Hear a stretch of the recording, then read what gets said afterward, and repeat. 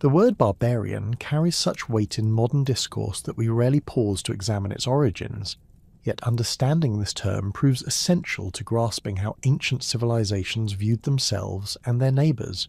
The concept emerged not from objective observation but from the peculiar acoustic sensibilities of the ancient Greeks, who coined the term barbaros to describe anyone whose speech sounded like meaningless bar sounds to their ears. This onomatopoetic origin reveals the fundamentally ethnocentric nature of the designation from its inception. It described not inherent savagery or cultural inferiority, but simply the experience of hearing unfamiliar languages. Greek usage of barbaros initially carried no moral judgment. Herodotus, writing in the 5th century BC, employed the term descriptively when discussing Persians, Egyptians and Scythians, without suggesting these peoples lacked civilization or sophistication. The Persians, after all, commanded a vast empire with advanced administrative systems, monumental architecture and refined court culture. Egyptian civilization predated Greek development by millennia, boasting achievements in mathematics, medicine and engineering that Greeks themselves acknowledged and studied. Herodotus recognized these accomplishments while still categorizing these peoples as barbaroi, based purely on linguistic difference. The semantic evolution of barbaros accelerated during the Persian Wars of the early 5th century BC. As Greek city-states fought for survival against Xerxes' massive invasion force, the term began acquiring political and cultural connotations beyond its original linguistic meaning. Victory at Marathon, Salamis and Plataea transformed barbarian from a neutral descriptor into a rallying cry that distinguished Greek freedom from Persian despotism, Greek rationality from barbarian excess, Greek moderation from barbarian luxury. This transformation reflected genuine cultural differences the Greeks observed.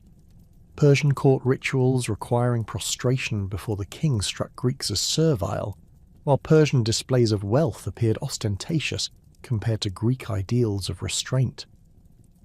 Aristotle formalized these distinctions in his political philosophy, arguing that some peoples were naturally suited for slavery while Greeks possessed inherent capacities for self-governance.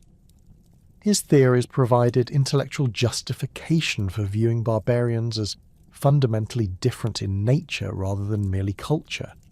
This philosophical framework proved enormously influential, establishing patterns of thought that would persist for centuries.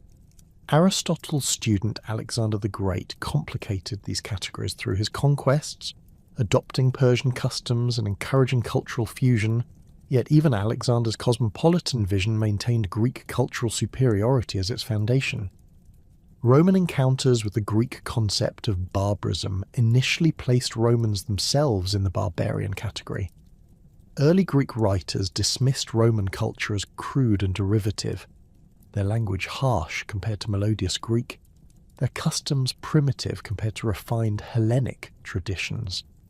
This classification stung Roman pride and motivated intense efforts to demonstrate cultural sophistication worthy of Greek respect. Romans studied Greek literature, philosophy and art with remarkable dedication, eventually surpassing their teachers in certain fields while maintaining fierce pride in distinctly Roman achievements.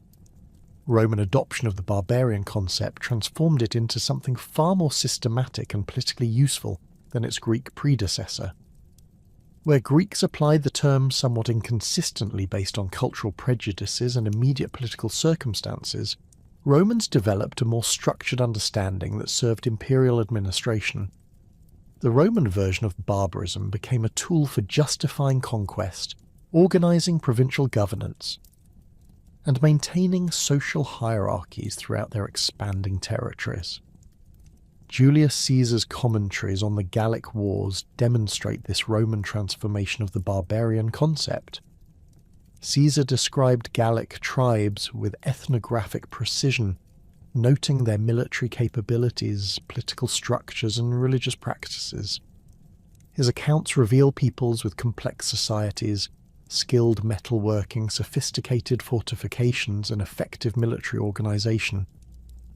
Yet Caesar consistently portrayed these achievements as evidence of barbarian potential that required Roman guidance to reach full development. Gallic druids possessed learning and authority, but their human sacrifices marked them as savage. Gallic warriors showed courage and skill, but their lack of discipline made them inferior to Roman legions. Celtic craftsmanship produced beautiful objects, but Roman engineering created lasting monuments. Caesar's descriptions served multiple purposes beyond simple military reporting. They justified Roman intervention as a civilizing mission, while simultaneously warning Roman readers about barbarian capabilities. The Helvetii possessed enough organization to plan massive migrations.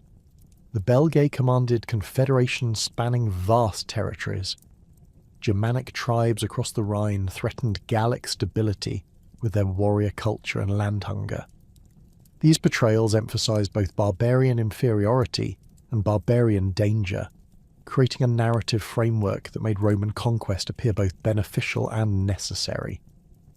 Tacitus refined this approach in his ethnographic works, particularly the Germania, which provided Romans with their most detailed account of Germanic peoples. Tacitus wrote with literary skill and anthropological insight, describing Germanic social structures, religious practices, and daily life with remarkable detail. Germanic warriors bound themselves to chiefs through personal loyalty rather than state authority. Germanic women enjoyed higher status than their Roman counterparts, participating in religious ceremonies and influencing political decisions. Germanic tribes valued personal honor above material wealth, preferring death to dishonor in battle. These observations contained implicit criticisms of Roman society, where Tacitus saw corruption, luxury, and moral decay replacing the virtues that had built the empire. Germanic simplicity contrasted favorably with Roman complexity, Germanic authenticity with Roman artificiality, Germanic freedom with Roman servitude to emperors. Yet Tacitus never abandoned the fundamental barbarian framework.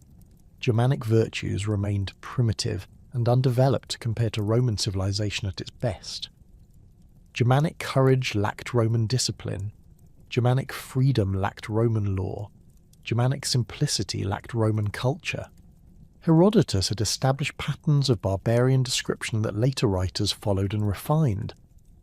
His accounts of Scythian customs, their mobile lifestyle, their ritual practices, their resistance to Persian conquest, created templates for understanding nomadic peoples.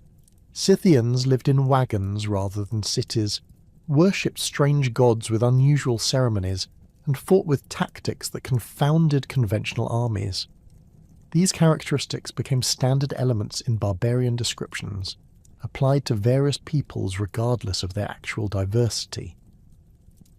The Scythian example proved particularly influential because it demonstrated barbarian military effectiveness against civilized powers. Darius the Great's failed invasion of Scythia showed that barbarian warfare could defeat Persian imperial forces through mobility, knowledge of terrain, and unconventional tactics.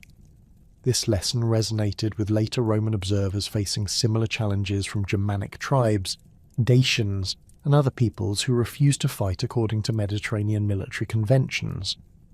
Roman historians expanded these descriptive patterns into comprehensive frameworks for understanding barbarian societies. Barbarians lived in forests, mountains, or steppes rather than cities.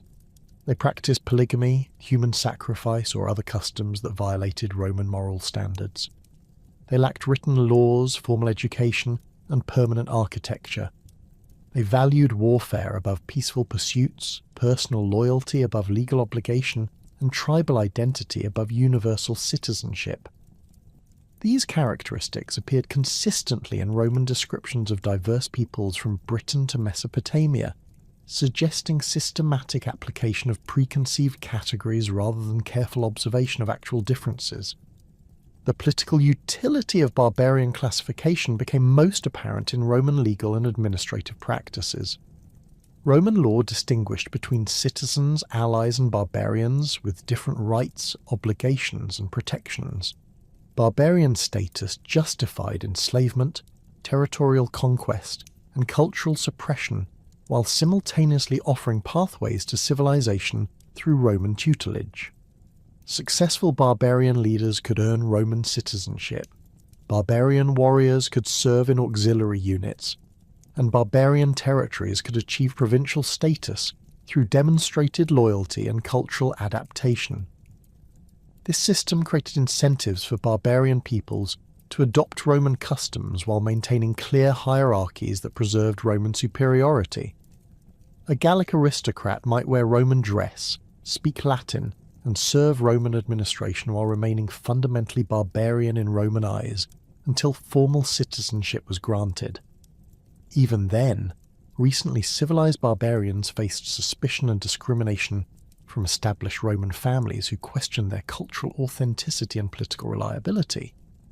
Archaeological evidence reveals the complexity of these cultural interactions, showing extensive trade networks, artistic influences, and technological exchanges between Roman and barbarian territories. Roman goods appeared in Germanic settlements far beyond imperial borders. Barbarian craftsmanship influenced Roman decorative styles. Military equipment and techniques spread in both directions across cultural boundaries. These material exchanges suggest relationships far more nuanced than simple civilized versus barbarian opposition. Yet literary sources consistently maintained rigid categorical distinctions that obscured actual complexity. The persistence of barbarian stereotypes reflects their usefulness for maintaining social cohesion and political authority within classical civilizations.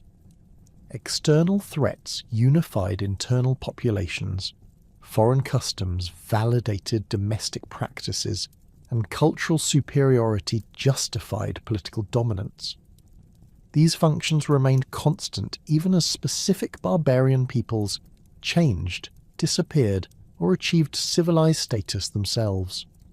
New barbarians always appeared to replace those who had been conquered, converted, or assimilated, maintaining the essential framework that distinguished civilization from its alternatives. Modern scholarship has revealed the extent to which classical sources shaped enduring misconceptions about ancient European peoples. Archaeological investigations show sophisticated societies with complex political structures, advanced technologies, and rich cultural traditions among peoples dismissed as primitive barbarians by Greek and Roman writers. The Celts developed intricate legal systems, astronomical knowledge, and artistic traditions of remarkable sophistication. Germanic peoples created elaborate social hierarchies, extensive trade networks, and religious practices of considerable complexity. Thracians, Dacians, and other Balkan peoples built fortified cities, minted coins, and maintained diplomatic relations across vast distances. These revelations about classical bias prove particularly significant when examining the Celts, whose civilization represented one of Europe's most sophisticated prehistoric cultures, yet suffered systematic misrepresentation in Greco-Roman sources. By the 8th century BC, Celtic peoples had begun their remarkable expansion across the European continent, establishing settlements from the Atlantic shores of Ireland to the highlands of central Anatolia. This expansion occurred not through massive military campaigns like later Roman conquests, but through gradual migration, trade relationships, and cultural diffusion that created a vast Celtic world united by shared languages, artistic traditions, and religious practices. The Latin culture, named after the Swiss archaeological site where distinctive Celtic artifacts were first systematically studied, flourished from approximately 450 BC to the Roman conquest of Gaul. Latene metalwork demonstrates technical mastery that rivals any contemporary civilization. Celtic smiths developed advanced techniques for working iron and bronze, creating weapons, tools, and decorative objects of extraordinary quality. Their long swords, forged from high-carbon steel with pattern-welded blades, proved superior to Roman gladii in individual combat. Celtic shields, constructed from wood and leather with iron bosses, featured intricate decorative patterns that served both aesthetic and spiritual purposes. Celtic artistic achievement extended far beyond functional metalwork into realms of pure aesthetic expression. The distinctive curvilinear style that characterises Latin art combined geometric precision with organic flowing forms that seem to capture natural movement in static bronze and stone. Celtic artisans created torques, twisted metal neck rings of remarkable sophistication, some weighing several pounds and featuring terminals carved with faces, animals, or abstract designs of stunning complexity. The Gundestrup cauldron, discovered in Denmark but clearly of Celtic manufacture, displays narrative scenes of gods, warriors, and ritual activities rendered with artistic skill that demonstrates profound mythological knowledge and technical expertise. Archaeological evidence reveals Celtic settlements far more complex than the simple villages described in Roman sources. The great hill fort of Maiden Castle in Dorset covered 47 acres within multiple defensive ramparts that rose over 100 feet above the surrounding countryside. These ramparts, constructed through sophisticated engineering techniques, incorporated timber-laced stone walls that could withstand prolonged siege warfare. Within such fortifications, Celtic communities maintained organised street layouts, specialised craft workshops, and storage facilities that indicate centralised planning and social hierarchy. The Oppida fortified towns that emerged across Celtic Europe during the 2nd and 1st centuries BC represented urban development comparable to contemporary Mediterranean cities. Bibracte, the capital of the Aeduan Gaul, covered over 300 acres and housed an estimated 10,000 inhabitants. Streets paved with stone connected residential districts, craft quarters, and ceremonial areas. Workshops produced goods for long-distance trade, including glassware, pottery, and metalwork that reached markets from Britain to the Black Sea. Coinage minted at Bibracte and other Oppida demonstrates Celtic adoption and adaptation of Mediterranean monetary systems, with designs that blend classical motifs with distinctly Celtic artistic elements. Celtic social organisation operated through complex hierarchical structures that balanced aristocratic authority with communal decision-making. At the apex stood warrior nobles who derived status from military prowess, cattle ownership, and the ability to attract and maintain armed retainers. These aristocrats lived in substantial timber halls within fortified compounds, surrounded by craftsmen, servants, and agricultural workers who provided the economic foundation for Celtic society. Warrior bands bound by personal loyalty to aristocratic leaders formed the military core of Celtic communities, similar to the comitate system later observed among Germanic peoples. The Druids occupied a unique position within Celtic society that combined religious, legal, and educational functions.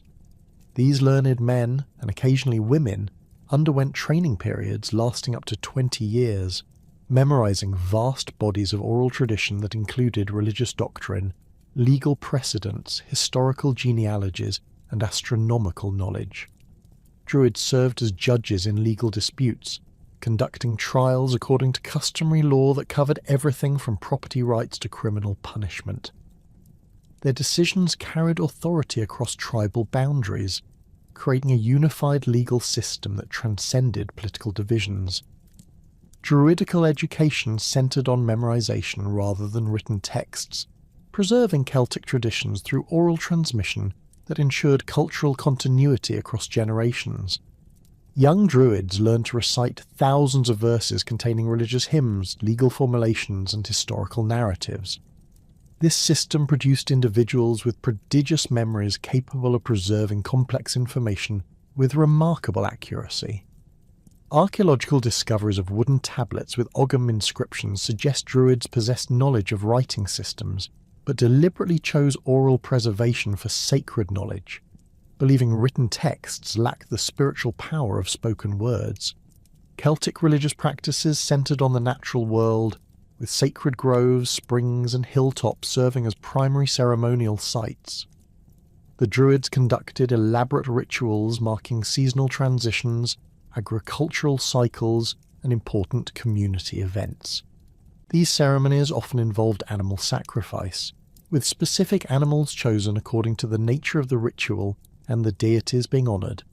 Archaeological evidence from sites like Gournay-sur-Aronde reveals structured deposits of weapons, jewellery and animal remains that indicate systematic ritual practices conducted over extended periods. Human sacrifice, while documented in classical sources and supported by archaeological evidence, occurred within specific religious contexts rather than as random violence. Bog bodies discovered across Celtic territories show evidence of ritual killing conducted according to prescribed methods, strangulation, throat cutting, and drowning, that suggest ceremonial rather than punitive execution. The Lindo man, discovered in an English peat bog, had consumed a ritual meal containing mistletoe before his death, indicating preparation for sacrifice, according to druidical practices. These sacrifices likely occurred during major religious festivals or in response to community crises requiring divine intervention. Celtic warfare combined individual heroism with tactical sophistication that proved effective against both tribal enemies and Roman legions. Celtic warriors fought with longswords, spears and shields while wearing minimal armour that emphasised mobility over protection. Their battle tactics relied on initial charges designed to break enemy formations through shock and psychological intimidation. Warriors would advance while shouting war cries, clashing weapons against shields, and displaying individual prowess through combat challenges issued to enemy champions. The psychological aspects of Celtic warfare proved as important as physical combat skills. Warriors decorated their shields and weapons with designs intended to invoke divine protection and intimidate enemies. Some Celtic fighters painted their bodies with blue woad dye and fought naked to demonstrate fearlessness and spiritual power. War trumpets called carnixes, shaped like elongated animal heads, produced haunting sounds that carried for miles and struck terror into opposing forces. These instruments, standing over 6 feet tall when fully extended, created acoustic effects that Roman soldiers found deeply unsettling. Celtic military organisation operated through warrior bands led by experienced champions who had proven themselves in combat. These leaders attracted followers through displays of courage, generosity, and success in battle. Young warriors competed for places in prestigious war bands, seeking opportunities to gain honour and material rewards through participation in raids and battles. The most successful warriors accumulated enough wealth and reputation to establish their own bands, creating networks of military alliance that could mobilise thousands of fighters when major conflicts arose. The resistance to Roman expansion produced Celtic leaders whose military and political skills challenged Roman assumptions about barbarian capabilities. Vercingetorix, the Arverni chieftain who united Gallic tribes against Julius Caesar in 52 BC, demonstrated strategic thinking that nearly succeeded in expelling Roman forces from Gaul. His decision to abandon fixed positions and conduct mobile warfare using scorched earth tactics forced Caesar to adapt Roman military doctrine to counter unfamiliar enemy strategies. Vercingetorix understood that Celtic forces could not match Roman legions in conventional battle, so he developed alternative approaches that exploited Celtic advantages in mobility and local knowledge. He ordered the destruction of settlements and supplies that might benefit Roman forces, forcing Caesar's army to operate in hostile territory without reliable logistics. Celtic cavalry, superior to Roman horsemen in individual skill and knowledge of terrain, harassed Roman columns and prevented effective reconnaissance. These tactics prolonged the conflict and inflicted significant casualties on Roman forces accustomed to quicker victories against less organised opponents. The siege of Alesia marked the climax of Gallic resistance and demonstrated both Celtic military capabilities and their ultimate limitations against Roman engineering and discipline. Vercingetorix chose to defend the hilltop oppidum of Alesia, believing its natural defences and stored supplies would allow a prolonged defence while relief forces gathered. Caesar responded by constructing double lines of fortifications, one facing the town, another facing outward, that created a trap for both the defenders and any relieving army. The engineering achievement of Caesar's siege works at Alesia rivaled any Roman construction project. The inner wall, stretching over 10 miles, incorporated timber palisades, earthen ramparts, concealed obstacles, and water-filled ditches designed to prevent sorties from the town. The outer wall, equally extensive, featured similar defences oriented to repel attacks from relieving forces. Between these walls, Roman legions maintained positions that allowed them to fight on two fronts simultaneously, while controlling access to food and water. The arrival of a massive Gallic relief army created the dramatic climax of the siege. Archaeological evidence suggests this force, numbered in the tens of thousands, representing tribes from across Gaul united in their final attempt to preserve independence. The battle that followed involved coordinated attacks from inside and outside the Roman fortifications, with Celtic forces attempting to break through at multiple points simultaneously. Roman discipline and engineering ultimately prevailed, but the scale and organisation of Gallic resistance impressed even Roman observers. In Britain, Boudicca's rebellion in 60 AD demonstrated similar Celtic capabilities for large-scale military organisation and strategic planning. The Iceni queen mobilised not only her own tribe, but also the Trinovantes and other southeastern British peoples in a coordinated uprising that destroyed 3 major Roman settlements. The rebels sacked Camulodunum, Londinium, and Verulamium, killing an estimated 70,000 Roman colonists and British collaborators, according to Tacitus's account. Boudicca's forces employed terror tactics designed to discourage Roman settlement and British collaboration with the occupying power. Archaeological evidence from London reveals a distinctive red burn layer containing melted bronze and glass that marks the destruction of the early Roman city. Human remains found in the Walbrook stream show evidence of ritual mutilation, suggesting Celtic religious practices accompanied the military campaign. These discoveries confirm classical accounts of systematic destruction that went beyond simple military objectives to encompass religious and psychological warfare. The initial success of Boudicca's rebellion reflected sophisticated intelligence gathering and coordination among British tribes. The uprising began while the Roman governor Suetonius Paulinus was campaigning in Anglesey against druidical strongholds, leaving southeastern Britain with reduced military protection. This timing suggests careful planning and communication networks that extended across tribal boundaries. The rebels also demonstrated knowledge of Roman military capabilities and limitations, avoiding pitched battles with legionary forces while targeting vulnerable civilian settlements. Celtic religious practices provided ideological foundation for resistance against Roman expansion. Druids taught that Roman conquest threatened not only political independence, but also spiritual integrity, since Roman religious practices conflicted with Celtic beliefs about the proper relationship between humans and the natural world. The Roman destruction of sacred groves and prohibition of human sacrifice represented attacks on fundamental Celtic religious principles that required armed response to preserve divine favour. The role of Druids as resistance leaders reflected their position as guardians of Celtic cultural identity. These priests possessed knowledge of tribal genealogies, territorial boundaries, and traditional laws that predated Roman occupation. Their opposition to Roman rule carried religious authority that transcended political considerations, making them natural leaders for independence movements. Roman recognition of druidical influence led to systematic persecution of the priesthood, including the assault on Anglesey that provided the opportunity for Boudicca's rebellion. Celtic fortification techniques evolved in response to Roman siege warfare, incorporating lessons learned from earlier conflicts.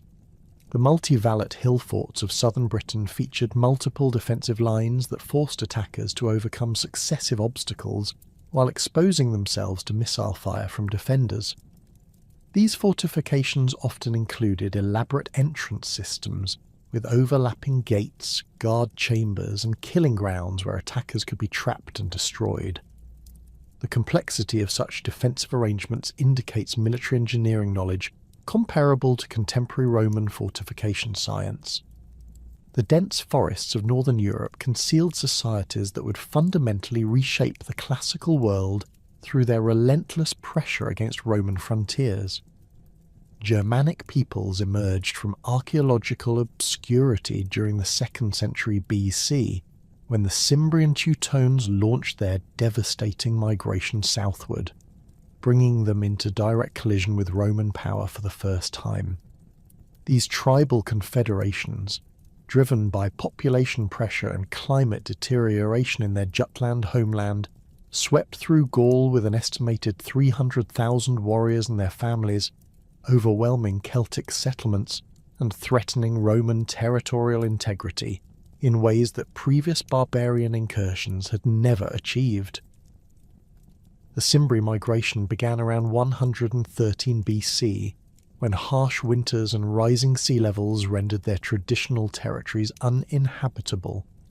Archaeological evidence from Danish bog sites reveals dramatic environmental changes during this period, with pollen analysis indicating crop failures and settlement abandonment across wide areas of northern Europe. The Cimbri response demonstrated organisational capabilities that Roman observers found deeply troubling. Rather than fragmenting under pressure, these tribes maintained cohesion across thousands of miles of movement while incorporating additional Germanic and Celtic groups into their confederation.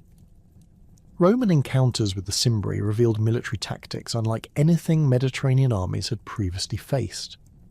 Germanic warriors fought in dense formations called the cuneus, or wedge, which concentrated maximum force at specific points in enemy lines while maintaining flexibility for rapid manoeuvres. These formations relied on the psychological impact of massed war cries, weapon clashing, and the sight of tall, blonde warriors advancing with apparent fearlessness toward death. Roman legions, trained for disciplined combat against similar infantry formations, struggled against enemies who combined individual ferocity with collective tactical coherence. The disaster at Arausio in 105 BC demonstrated Germanic military effectiveness against professional Roman forces.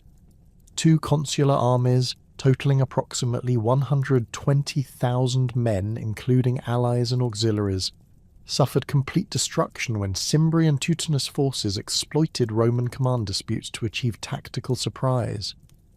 Germanic warriors overran Roman camps, slaughtered fleeing soldiers in nearby rivers, and captured military standards that became trophies in their religious ceremonies. The scale of this defeat exceeded even Cannae in terms of manpower losses and strategic implications for Roman security. Gaius Marius's subsequent campaigns against the Germanic invaders revealed both Roman adaptability and Germanic limitations when facing reformed military organisation. Marius restructured legionary training to emphasise individual combat skills while maintaining unit cohesion under extreme pressure. His soldiers learned to fight Germanic warriors in single combat while supporting nearby comrades, countering the Germanic emphasis on individual prowess with disciplined mutual assistance.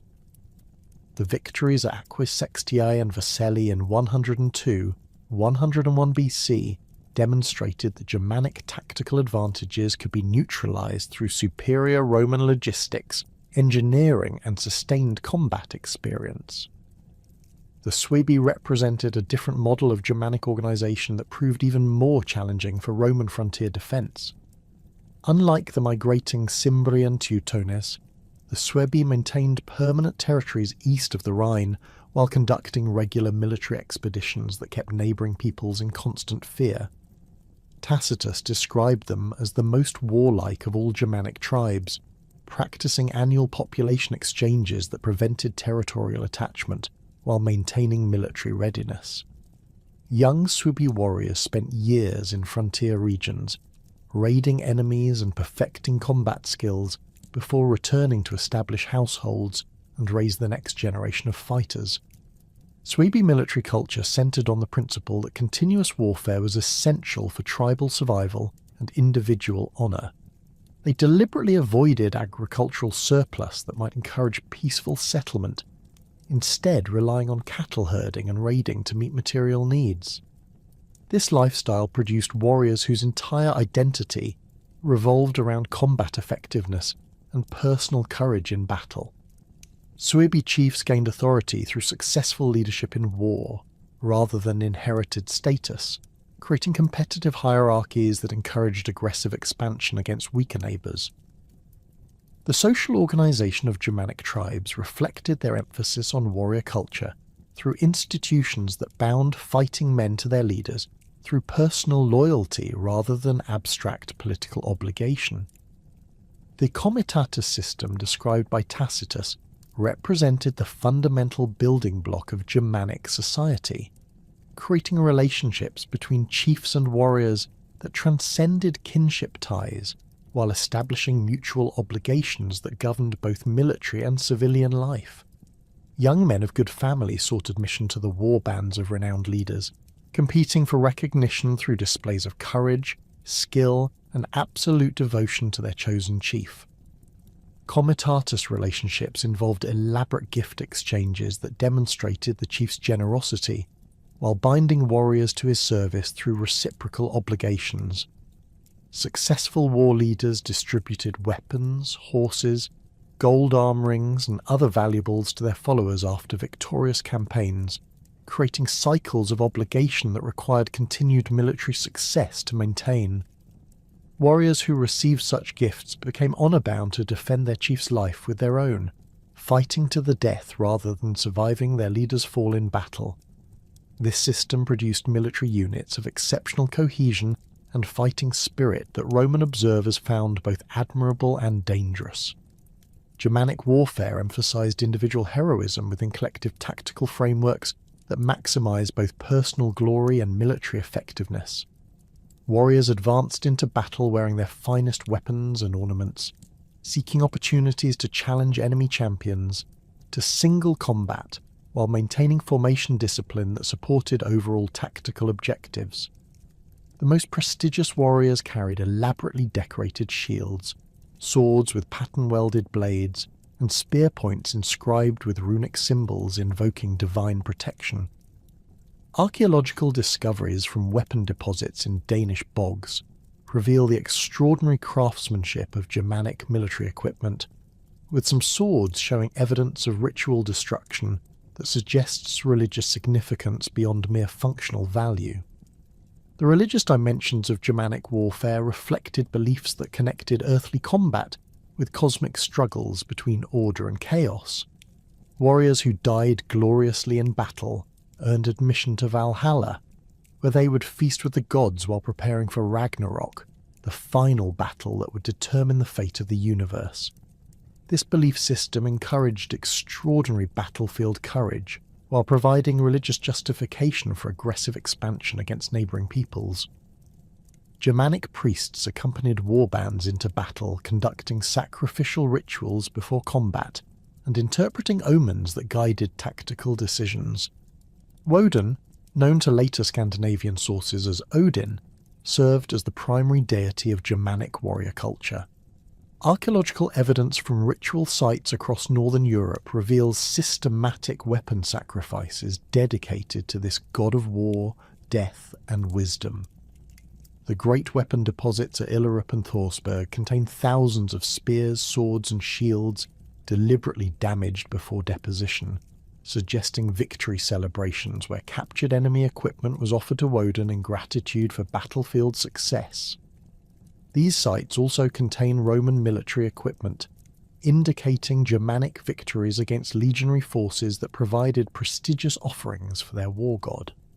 Thor represented another crucial aspect of Germanic religious life, serving as protector of human communities against the chaotic forces represented by giants and monsters. Archaeological discoveries of hammer-shaped amulets throughout Germanic territories demonstrate widespread devotion to this deity, whose weapon Mjolnir symbolized both destructive power and protective blessing. Thor's role as defender of cosmic order provided religious sanction for Germanic resistance against Roman expansion, which many tribes interpreted as an assault on traditional religious practices and social organization. The concept of weird or fate played a central role in Germanic worldview, influencing both individual behavior and collective decision-making in ways that shaped their interactions with Roman civilization. Germanic peoples believed that individual destinies were predetermined by supernatural forces, but that personal courage and honor in fulfilling one's fate determined posthumous reputation and divine favor. This belief system encouraged acceptance of death in battle while emphasizing the importance of achieving glory through heroic action. Warriors who fled from combat brought shame not only on themselves, but on their entire lineage, while those who died courageously earned eternal honor for their families.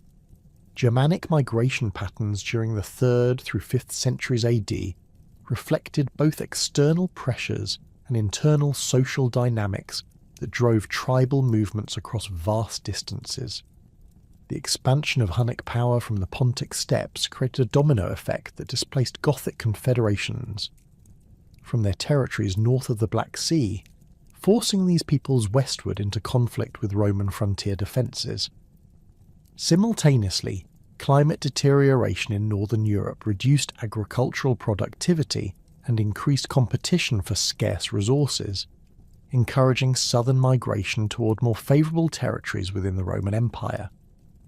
Archaeological evidence reveals the complexity of these population movements, which involved not simple mass migrations but gradual infiltration, military conquest, and cultural assimilation that transformed both Germanic and Roman societies.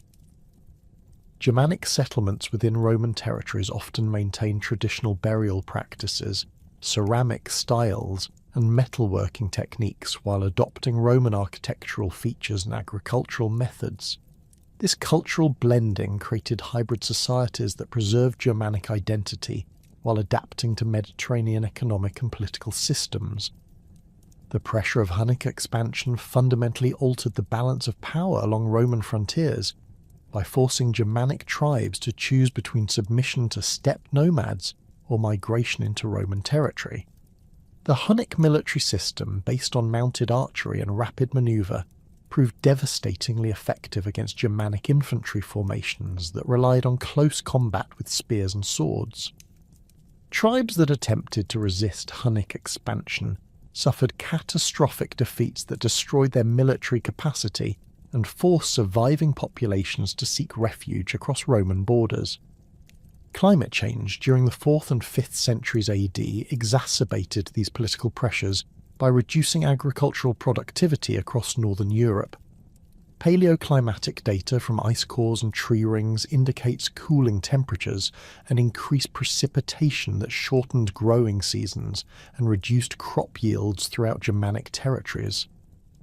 Archaeological evidence from abandoned settlements in Denmark and northern Germany confirms widespread population decline during this period, as communities struggled to maintain subsistence in deteriorating environmental conditions. Germanic religious practices adapted to these challenging circumstances through increased emphasis on divination and sacrifice designed to influence supernatural forces controlling weather and agricultural fertility. Bog body discoveries from this period show evidence of elaborate ritual killings conducted according to specific religious protocols, suggesting community responses to crisis through human sacrifice intended to restore divine favour. The Tolland man and other bog bodies display evidence of ritual preparation, including special meals and careful positioning that indicates religious rather than criminal execution. The transformation of Germanic society under these pressures produced new forms of political organisation that combined traditional warrior leadership with territorial administration capable of governing settled populations. Kings emerged from successful war leaders who could provide both military protection and effective governance for communities facing external threats and internal challenges. These rulers maintained traditional comitatus relationships with warrior followers, while developing administrative systems that managed agricultural production, craft specialization, and trade relationships necessary for territorial states. Germanic legal traditions evolved to address the complexities of settled life while preserving customary practices that maintained social cohesion and cultural identity. The development of written law codes during the 5th and 6th centuries AD reflected both Roman influence and Germanic legal principles that emphasized compensation rather than punishment for most crimes. These codes preserve traditional concepts of honor, kinship obligation, and personal responsibility while adapting to circumstances that required more complex dispute resolution mechanisms than tribal assemblies could provide. The military evolution of Germanic peoples during their encounters with Roman civilization produced tactical innovations that combined traditional fighting methods with lessons learned from observing legionary organization and equipment. Germanic warriors adopted Roman-style helmets, improved armor construction, and siege techniques while maintaining their emphasis on individual prowess and personal loyalty to war leaders. This military synthesis created armies capable of both guerrilla warfare in forest environments and conventional battles against Roman field forces. The emergence of Hunnic power from the vast steppes of Central Asia marked a pivotal transformation in the barbarian world, introducing a form of warfare and social organization that would fundamentally alter the balance of power across Eurasia. Unlike the Germanic tribes with their forest strongholds, or the Celtic peoples with their hill forts, the Huns represented pure nomadic mobility, a society built entirely around the horse and the composite bow that could strike with devastating speed across distances that rendered traditional defensive strategies obsolete. Archaeological evidence from burial sites across the Mongolian steppes reveals the deep antiquity of nomadic cultures that would eventually coalesce into the Hunnic Confederation. Excavations at sites like Noinula have uncovered elaborate tombs dating to the 2nd century BC containing Chinese silks, Roman glassware, and locally produced horse gear of extraordinary sophistication.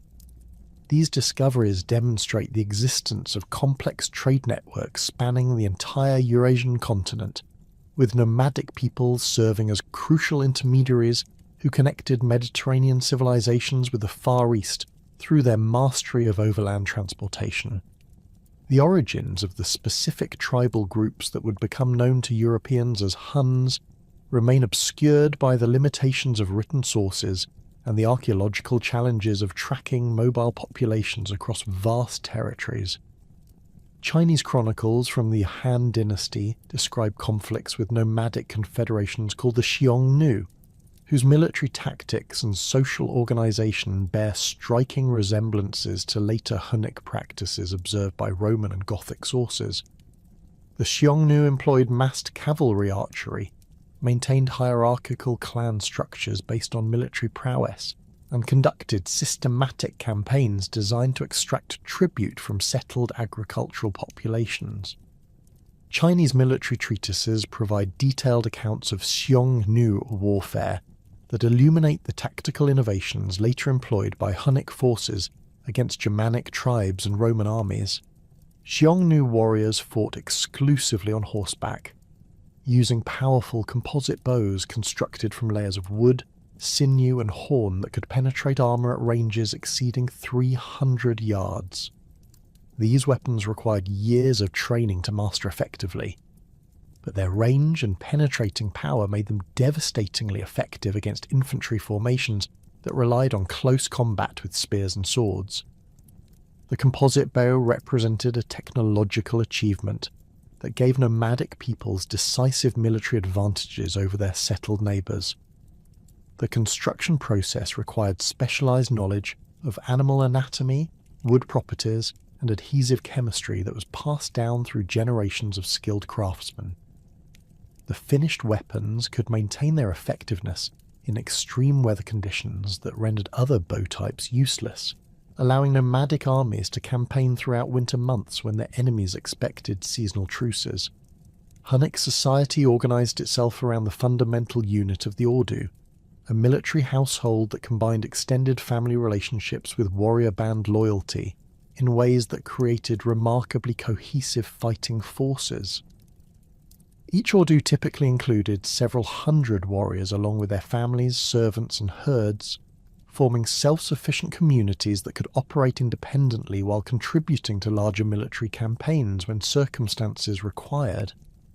The leader of each Ordu held authority based on proven military success and the ability to provide for his followers through successful raids and diplomatic negotiations.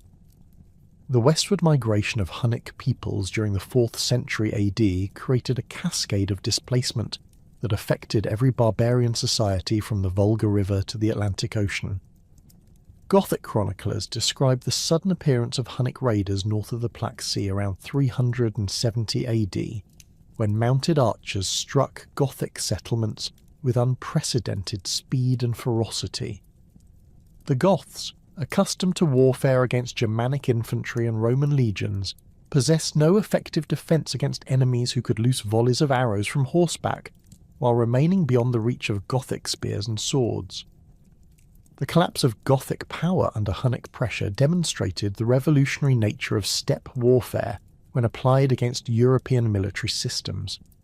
The Gothic king Ermanaric, ruler of a vast confederation stretching from the Baltic to the Black Sea, found his traditional tactics useless against enemies who refused to engage in the close combat that Gothic warriors had mastered. Hunnic forces would approach Gothic formations, unleash devastating arrow storms, then retreat before Gothic infantry could close to effective fighting range. This process could be repeated indefinitely, wearing down Gothic resistance through casualties and exhaustion, while preserving Hunnic strength for decisive strikes. Archaeological evidence from Gothic cemeteries dating to this period reveals the traumatic impact of Hunnic expansion on established barbarian societies. Burial sites show evidence of hasty interment, incomplete grave goods, and defensive positioning that suggests communities under constant threat. Weapon deposits indicate changes in military equipment, with increased emphasis on armour and shields designed to counter arrow attacks rather than the lighter gear suitable for combat against other infantry forces. The Hunnic military system achieved its effectiveness through the integration of superior mobility, advanced weaponry, and tactical flexibility that allowed rapid adaptation to different combat situations. Hunnic armies could cover enormous distances in minimal time, appearing without warning to strike targets hundreds of miles from their previous known positions. Roman frontier commanders found their intelligence networks useless against enemies whose movements could not be predicted or tracked through conventional reconnaissance methods. The organisation of Hunnic military campaigns reflected sophisticated logistical planning that enabled large forces to operate across vast territories without fixed supply lines. Hunnic warriors carried minimal personal equipment, relying on their horses for transportation, their bows for hunting and their herds for sustenance. Each warrior typically maintained multiple mounts, allowing continuous movement without rest periods that limited other cavalry forces. The Hunnic practice of drinking mare's milk and horseblood provided nutrition that could sustain warriors for extended periods, without requiring supply trains or foraging that might reveal their positions to enemies. Hunnic siege warfare initially relied on intimidation and blockade, rather than the elaborate engineering techniques employed by Roman armies. Early Hunnic campaigns against fortified positions involved surrounding strongholds with mounted forces that prevented supply deliveries, while conducting psychological warfare designed to break defender morale.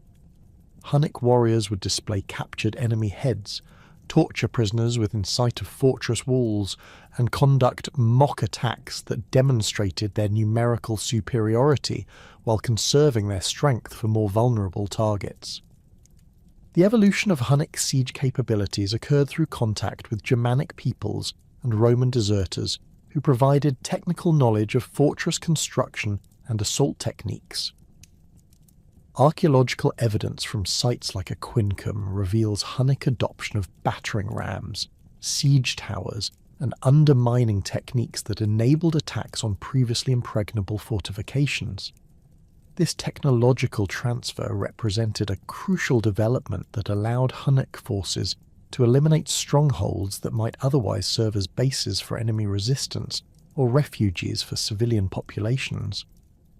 The rise of Attila to supreme leadership of the Hunnic Confederation around 440 AD marked the transformation of nomadic raiding bands into a centralized military empire capable of challenging both Roman successor states simultaneously.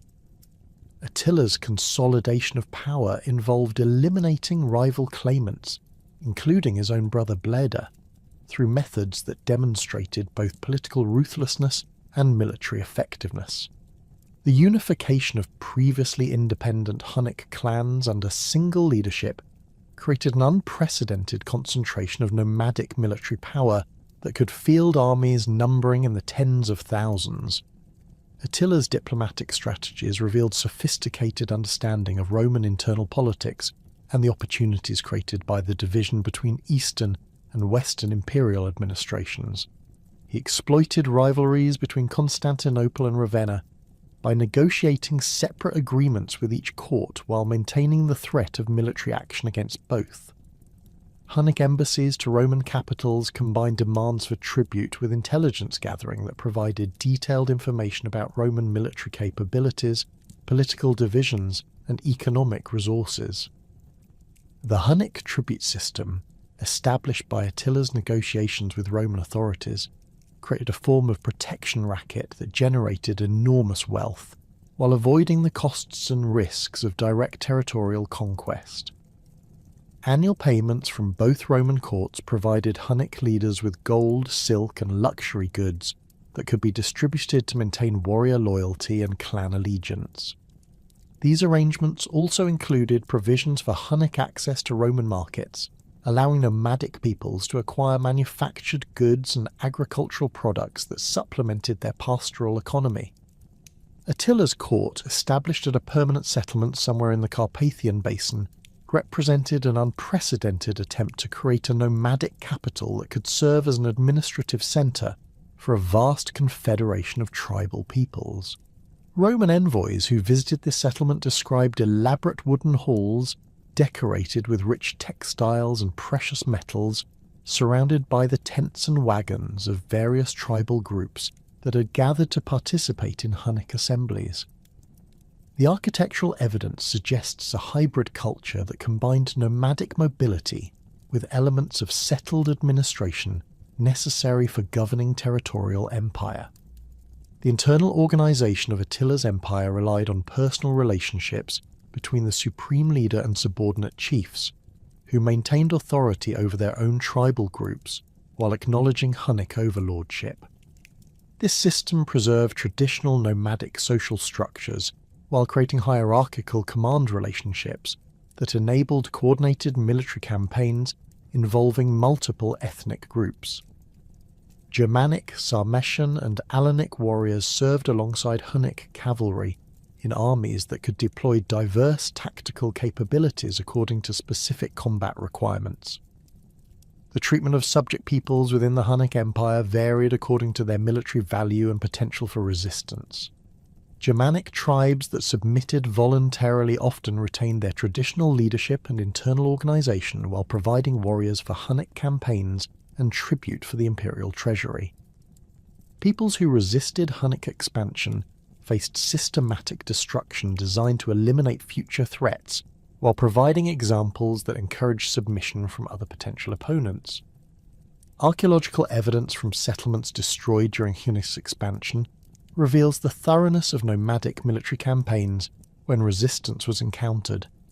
Sites across the Danube frontier show evidence of complete destruction, with buildings burned, defensive walls dismantled, and population centres abandoned permanently. The scale of destruction suggests deliberate policy rather than random violence, indicating Hunnic understanding of the psychological impact of total warfare on potential enemies. The military campaigns conducted under Attila's leadership demonstrated the evolution of Hunnic warfare from raiding expeditions into systematic conquest designed to achieve specific political objectives.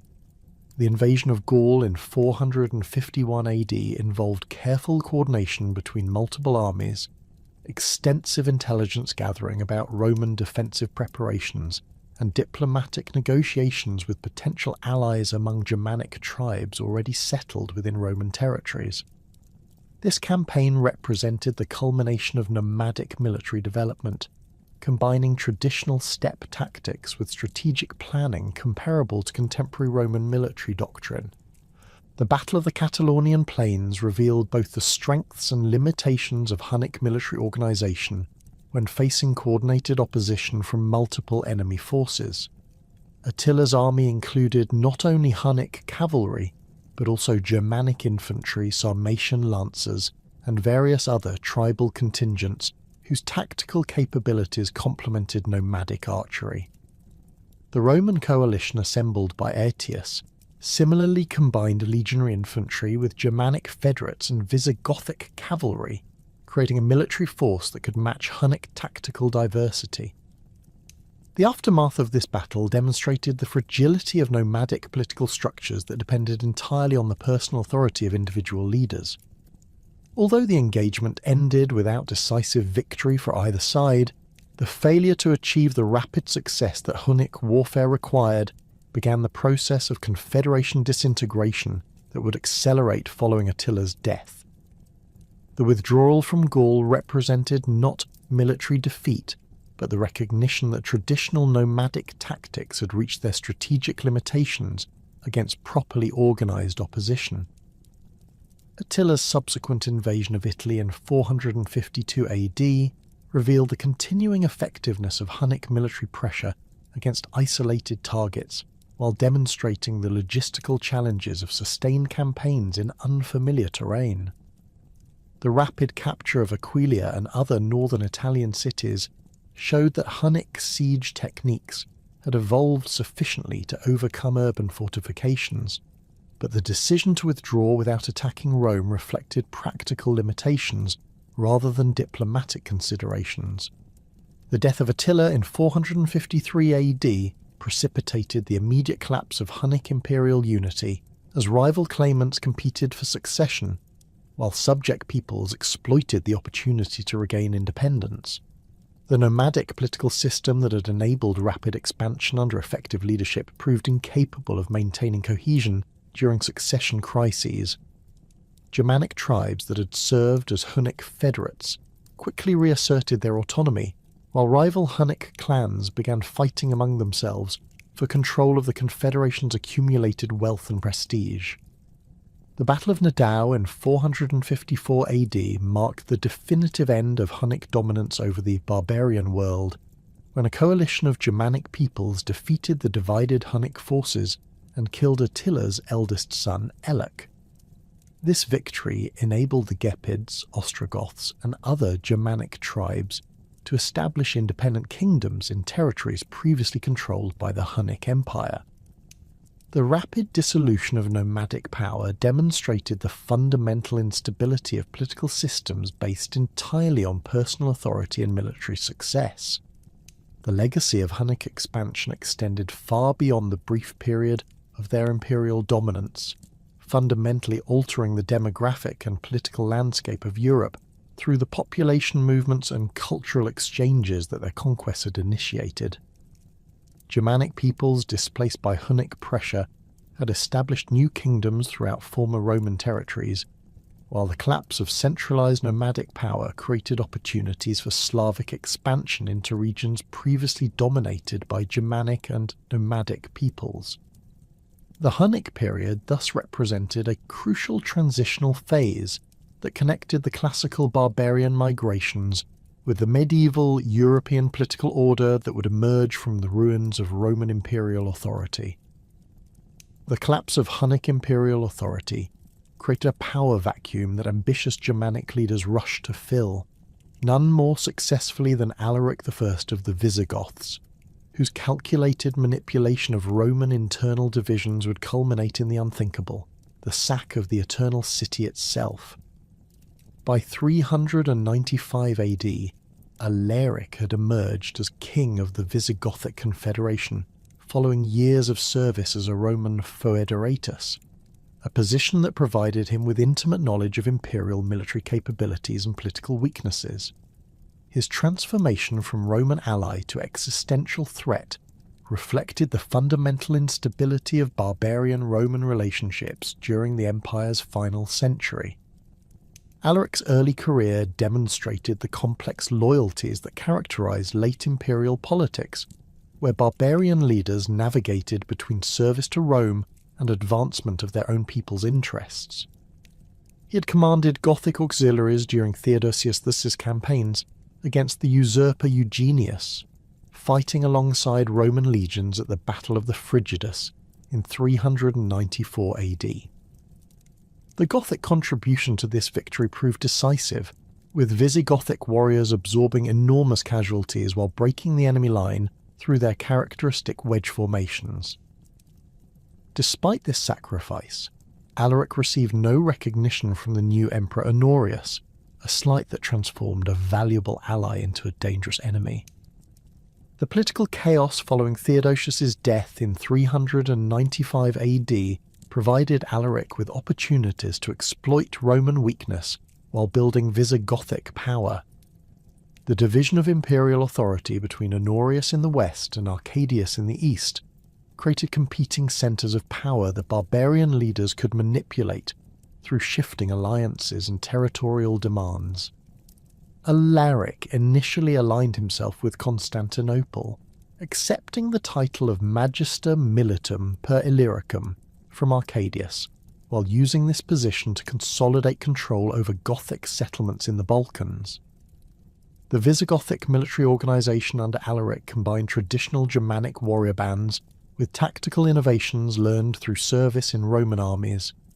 Gothic infantry retained their preference for close combat with spears and longswords, but Alaric supplemented these forces with cavalry units trained in Roman fighting methods and siege equipment operated by craftsmen familiar with imperial engineering techniques.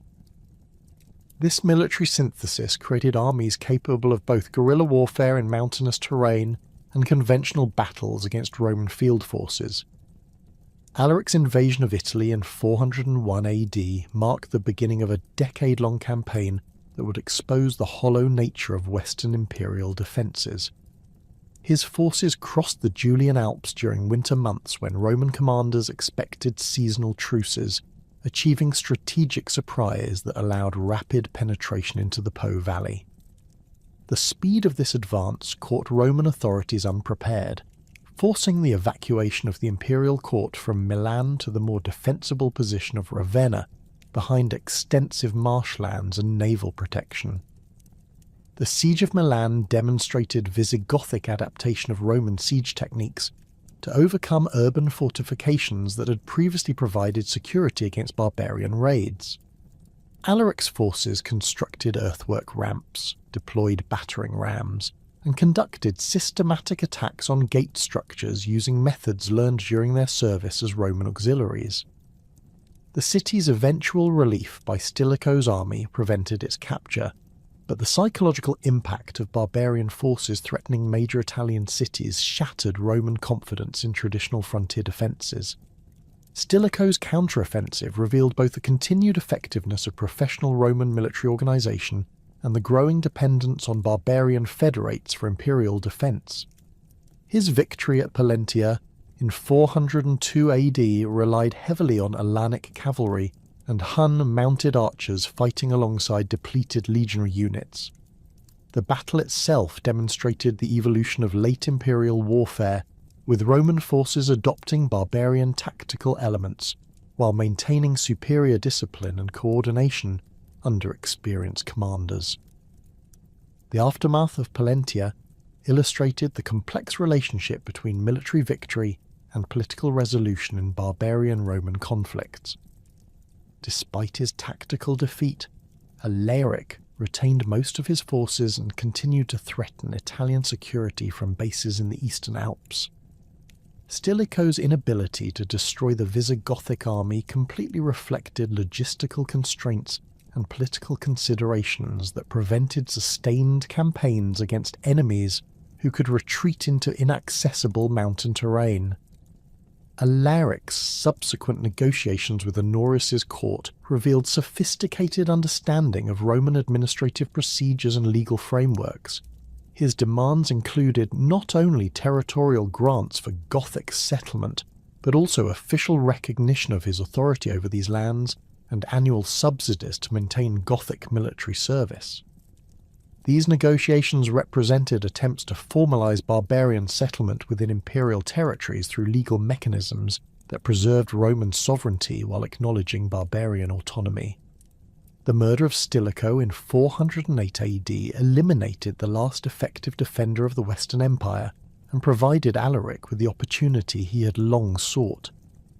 Stilicho's execution, ordered by Honorius in response to senatorial accusations of treason, removed the only Roman commander capable of coordinating effective resistance against Gothic pressure. The subsequent massacre of barbarian families serving in Roman armies drove thousands of Germanic warriors into Alaric's forces, swelling his military strength at the moment when Roman defences reached their lowest point. Bertrudric's march on Rome in 408 AD represented the culmination of Gothic military evolution from tribal raiding bands into a disciplined army capable of conducting complex strategic operations. His forces moved through central Italy with remarkable speed, avoiding fortified positions while targeting supply lines and communication networks that sustained Roman administrative control. The systematic nature of this campaign demonstrated military planning that rivaled contemporary Roman strategic doctrine. The first siege of Rome revealed the city's vulnerability to enemies who understood the economic foundations of urban survival. Alaric positioned his forces to control the Tiber River and the major roads connecting Rome with its agricultural hinterland, creating a blockade that gradually starved the population while preserving Gothic strength for more decisive actions. The siege lasted several months, during which food prices increased exponentially and civilian morale collapsed under the pressure of impending starvation. The Gothic camp outside Rome's walls presented a spectacle that shattered Roman assumptions about barbarian capabilities and organisation. Archaeological evidence from similar Germanic settlements reveals the sophisticated logistics required to maintain large military forces in fixed positions for extended periods. Gothic warriors constructed earthwork fortifications, organised supply systems, and maintained discipline that impressed even hostile Roman observers. The presence of Gothic families, craftsmen, and merchants within these camps demonstrated the extent to which the Visigoths had evolved from nomadic raiders into a mobile nation seeking permanent territorial settlement. Roman negotiations with Alaric during this first siege revealed the desperation of imperial authorities faced with enemies they could neither defeat militarily nor satisfy politically. The Senate authorised payments of £5,000 of gold, £30,000 of silver, and vast quantities of luxury goods including silk garments and pepper to secure Gothic withdrawal. These enormous sums represented a significant portion of the empire's remaining liquid wealth, demonstrating the extent to which barbarian pressure had disrupted imperial finances.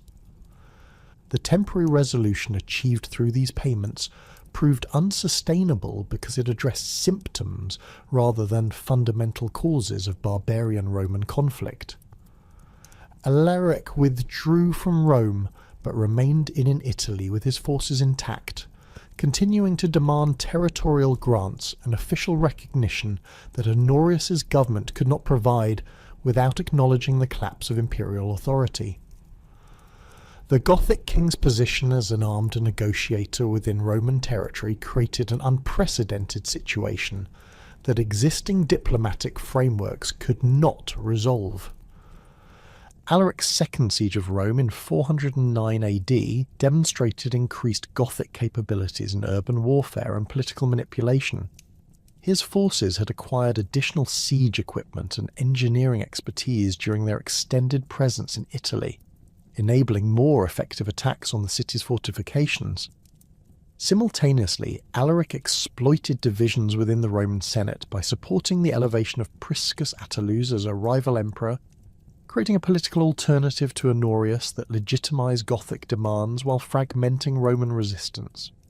The establishment of Attalus as emperor revealed Alaric's sophisticated understanding of Roman constitutional procedures and the importance of legal legitimacy in imperial politics. Rather than simply demanding tribute through military threats, the Gothic king created a puppet government that could issue official decrees authorizing barbarian settlement and military appointments. This strategy demonstrated political acumen that surpassed many contemporary Roman leaders in its appreciation of legal forms and administrative requirements. The failure of the Attalus experiment illustrated the limitations of barbarian political innovation when faced with entrenched Roman institutional resistance. Despite holding Rome and controlling the imperial treasury, the puppet emperor could not secure recognition from provincial governors or military commanders who remained loyal to Honorius. The Gothic-sponsored government lacked the administrative apparatus necessary to govern effectively beyond the immediate vicinity of Rome itself. Alaric's decision to depose Attalus and resume direct negotiations with Honorius reflected pragmatic recognition that political manipulation could not substitute for military conquest when dealing with Roman institutional resistance. The Gothic king's willingness to abandon his puppet emperor demonstrated flexibility that characterized successful barbarian leadership during this period. Leaders who could adapt their strategies to changing circumstances proved more effective than those who remained committed to single approaches regardless of results. The Third Siege of Rome in 410 AD culminated in the event that contemporaries considered impossible: the capture and sack of the Eternal City by barbarian forces. Alaric's entry into Rome occurred through treachery rather than assault, with Gothic forces gaining access through the Salarian Gate opened by sympathetic elements within the city. This method of capture reflected the extent to which Roman society had fragmented under barbarian pressure, creating internal divisions that enemies could exploit. The sack itself lasted 3 days and followed patterns established during previous Gothic victories over Roman settlements. Visigothic warriors systematically looted public buildings, private residences and religious structures while generally respecting the sanctuary rights of churches.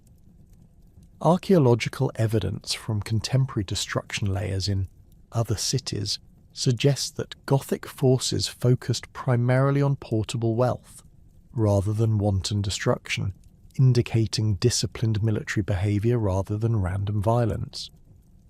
The psychological impact of Rome's fall reverberated throughout the Mediterranean world, shattering assumptions about Roman invincibility that had persisted for centuries. Christian writers like Jerome expressed shock that the city which had conquered the world could itself be conquered by barbarians, while pagan intellectuals attributed the disaster to abandonment of traditional gods. The event marked a symbolic turning point that demonstrated the irreversible decline of Western imperial power. Alaric's death shortly after the sack of Rome prevented him from capitalizing on his unprecedented achievement. His successor, Ataulf, inherited the challenge of transforming military victory into sustainable political arrangements that could provide security for the Visigothic people. The transition of leadership occurred at a crucial moment when Gothic forces controlled enormous wealth, but lacked secure territorial bases for permanent settlement. Ataulf's marriage to Galla Placidia, Honorius' sister captured during the sack of Rome, represented an attempt to legitimize Visigothic claims through dynastic alliance with the imperial family. This union symbolized the extent to which barbarian leaders sought integration with Roman political structures rather than simple destruction of imperial authority. The wedding ceremony, conducted with imperial regalia in a Roman palace, demonstrated Gothic appreciation for the prestige associated with Roman constitutional forms. The establishment of the Visigothic kingdom in southwestern Gaul marked the successful conclusion of Alaric's strategic vision, achieved by his successors through continued military pressure and diplomatic negotiation. The Faedus of 418 AD granted the Visigoths extensive territories around Toulouse in exchange for military service against other barbarian groups threatening Roman interests. This arrangement represented the first formal recognition of an independent barbarian kingdom within former Roman territories. Visigothic settlement in Gaul involved complex arrangements between Gothic nobles and Roman landowners that preserved existing agricultural systems while establishing new political hierarchies. Archaeological evidence reveals continuity in villa construction and agricultural techniques, suggesting that Gothic settlements supplemented rather than replaced existing population. The integration of Roman and Gothic elites through intermarriage and shared administrative responsibilities created hybrid ruling classes that governed through combinations of Germanic custom and Roman law.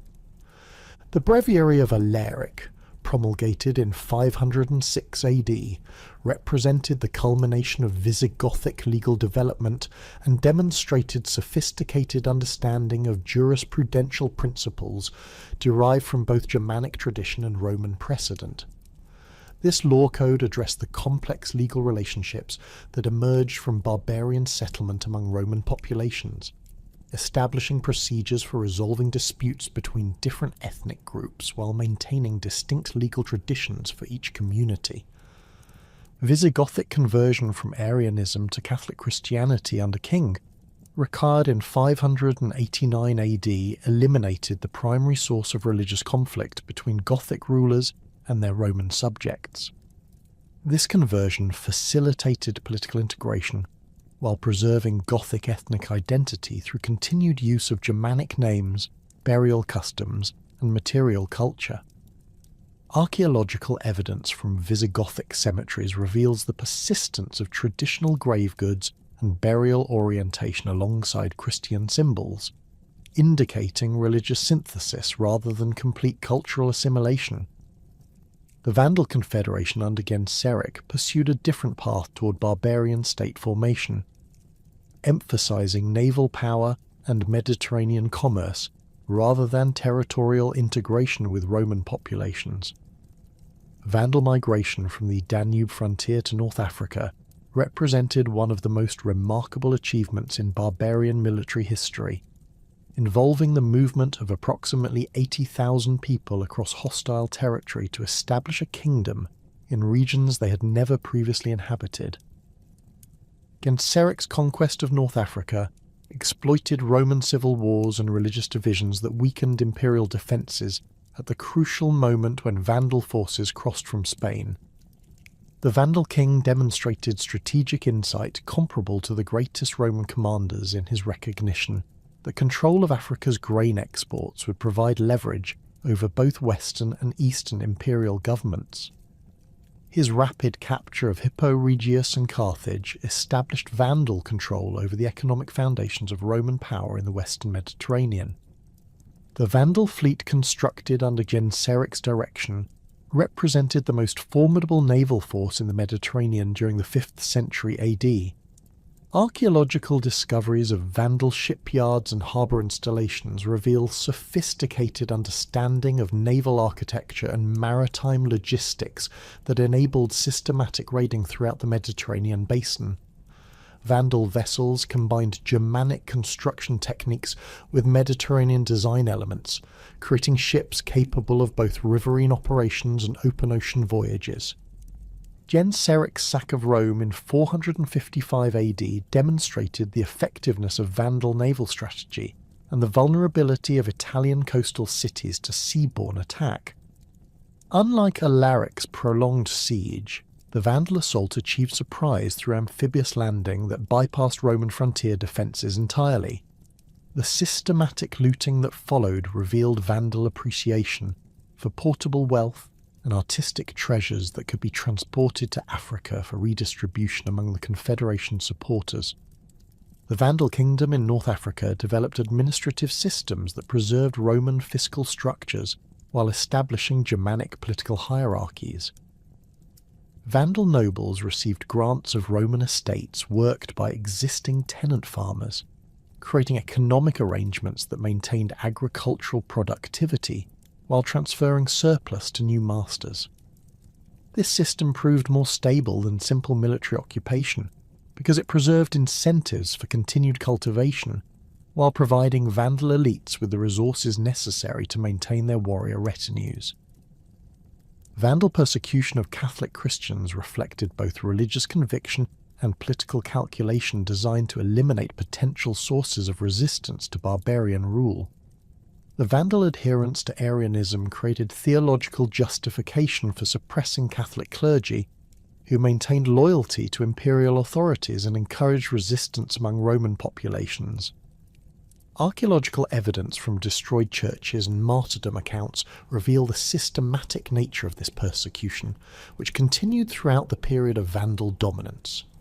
The eventual reconquest of Vandal Africa by Justinian's forces in 534 AD demonstrated both the achievements and limitations of barbarian state formation during the post-imperial period. Belisarius's rapid victory over Vandal forces revealed the extent to which prolonged settlement in Mediterranean territories had eroded traditional Germanic military capabilities. Vandal warriors who had become accustomed to urban luxury and naval warfare proved ineffective against disciplined Byzantine infantry employing traditional Roman tactical methods. The collapse of Vandal power in North Africa coincided with the emergence of a far more enduring barbarian success story in the forests and river valleys of northern Gaul, where Frankish chieftains had been quietly building the foundations of what would become medieval Europe's dominant political force. Unlike the dramatic migrations and conquests that characterized Visigothic and Vandal expansion, Frankish ascendancy developed through gradual territorial consolidation, strategic alliance building, and the crucial decision to align themselves with Catholic Christianity rather than the Arian heresy that had isolated other Germanic kingdoms from their Roman subjects. The Merovingian dynasty emerged from the complex tribal politics of 5th century Gaul, where multiple Frankish kingdoms competed for dominance, while Roman authority disintegrated around them.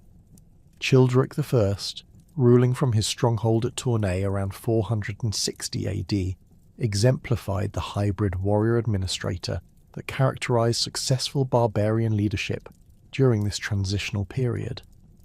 His tomb, discovered intact in 1653, revealed the extraordinary wealth and cultural sophistication of Frankish royal courts, containing Roman imperial regalia alongside traditional Germanic weapons and horse gear decorated with cloisonne garnets and gold filigree work of exceptional quality. Archaeological evidence from Childeric's burial demonstrates the extent to which Frankish elites had absorbed Roman administrative practices while maintaining their Germanic military traditions. The tomb contained an imperial seal ring bearing Childeric's name and title as Rex Francorum, indicating formal recognition of his authority by Roman officials who could no longer maintain direct control over northern Gallic territories. Simultaneously, the presence of throwing axes, spears, and a long sword revealed the continued importance of personal combat prowess in establishing political legitimacy among Frankish warriors. The transition from Childeric to his son Clovis the First around 481 AD marked the beginning of systematic Frankish expansion that would transform a minor tribal kingdom into the dominant power in post-Roman Gaul. Clovis inherited not only his father's territories around the Somme River, but also his network of alliances with Roman administrators, Catholic bishops, and rival Frankish chieftains who recognized the advantages of cooperation over continued fragmentation. The young king's early campaigns demonstrated military capabilities that combined traditional Germanic ferocity with tactical innovations learned through observation of late Roman military methods. Clovis's victory over Syagrius at Soissons in 486 AD eliminated the last remnant of Roman authority in northern Gaul and established Frankish control over territories extending from the English Channel to the Loire River. Syagrius, styling himself Rex Romanorum, commanded forces that included both Roman regulars and barbarian federates, yet his army proved incapable of matching Frankish tactical flexibility and superior knowledge of local terrain. The battle itself followed patterns established in earlier Germanic victories over Roman forces, with Frankish warriors using their characteristic wedge formations to break enemy lines before exploiting gaps with individual combat skills that Roman training could not match. The aftermath of Soissons revealed Clovis's political sophistication in his treatment of conquered Roman populations and administrative structures. Rather than destroying existing governmental systems, the Frankish king preserved Roman fiscal machinery, legal procedures, and administrative personnel while replacing military commanders with his own trusted followers. This approach maintained economic productivity and social stability while establishing Frankish political control through methods that minimized resistance from Roman elites who retained their properties and local authority under new management. Frankish expansion under Clovis proceeded systematically through a combination of military conquest, diplomatic marriage, and religious conversion that demonstrated remarkable strategic coherence. His marriage to Clotilde, a Catholic Burgundian princess, provided access to networks of Christian bishops and Roman aristocrats who viewed Catholic Franks as preferable to Arian Visigoths or pagan Alemanni. This alliance proved crucial in legitimizing Frankish rule among Roman populations, who had maintained their Catholic faith despite barbarian conquest. The conversion of Clovis to Catholic Christianity around 508 AD represented the pivotal moment that distinguished Frankish development from other Germanic kingdoms and established the foundation for their eventual imperial success. Unlike Visigothic, Vandal, and Burgundian rulers who had adopted Arianism, Clovis embraced the orthodox Christianity of his Roman subjects, eliminating the primary source of religious conflict that weakened other barbarian states. This decision reflected both personal conviction and calculated political strategy designed to maximize Frankish integration with existing Roman social structures. Gregory of Tours provides the most detailed account of Clovis's conversion, describing the king's baptism at Rheims by Bishop Remigius as a moment of profound religious and political significance. The ceremony itself followed Roman imperial precedents, with Clovis emerging from the baptismal font clothed in white garments, while 3,000 Frankish warriors underwent simultaneous conversion.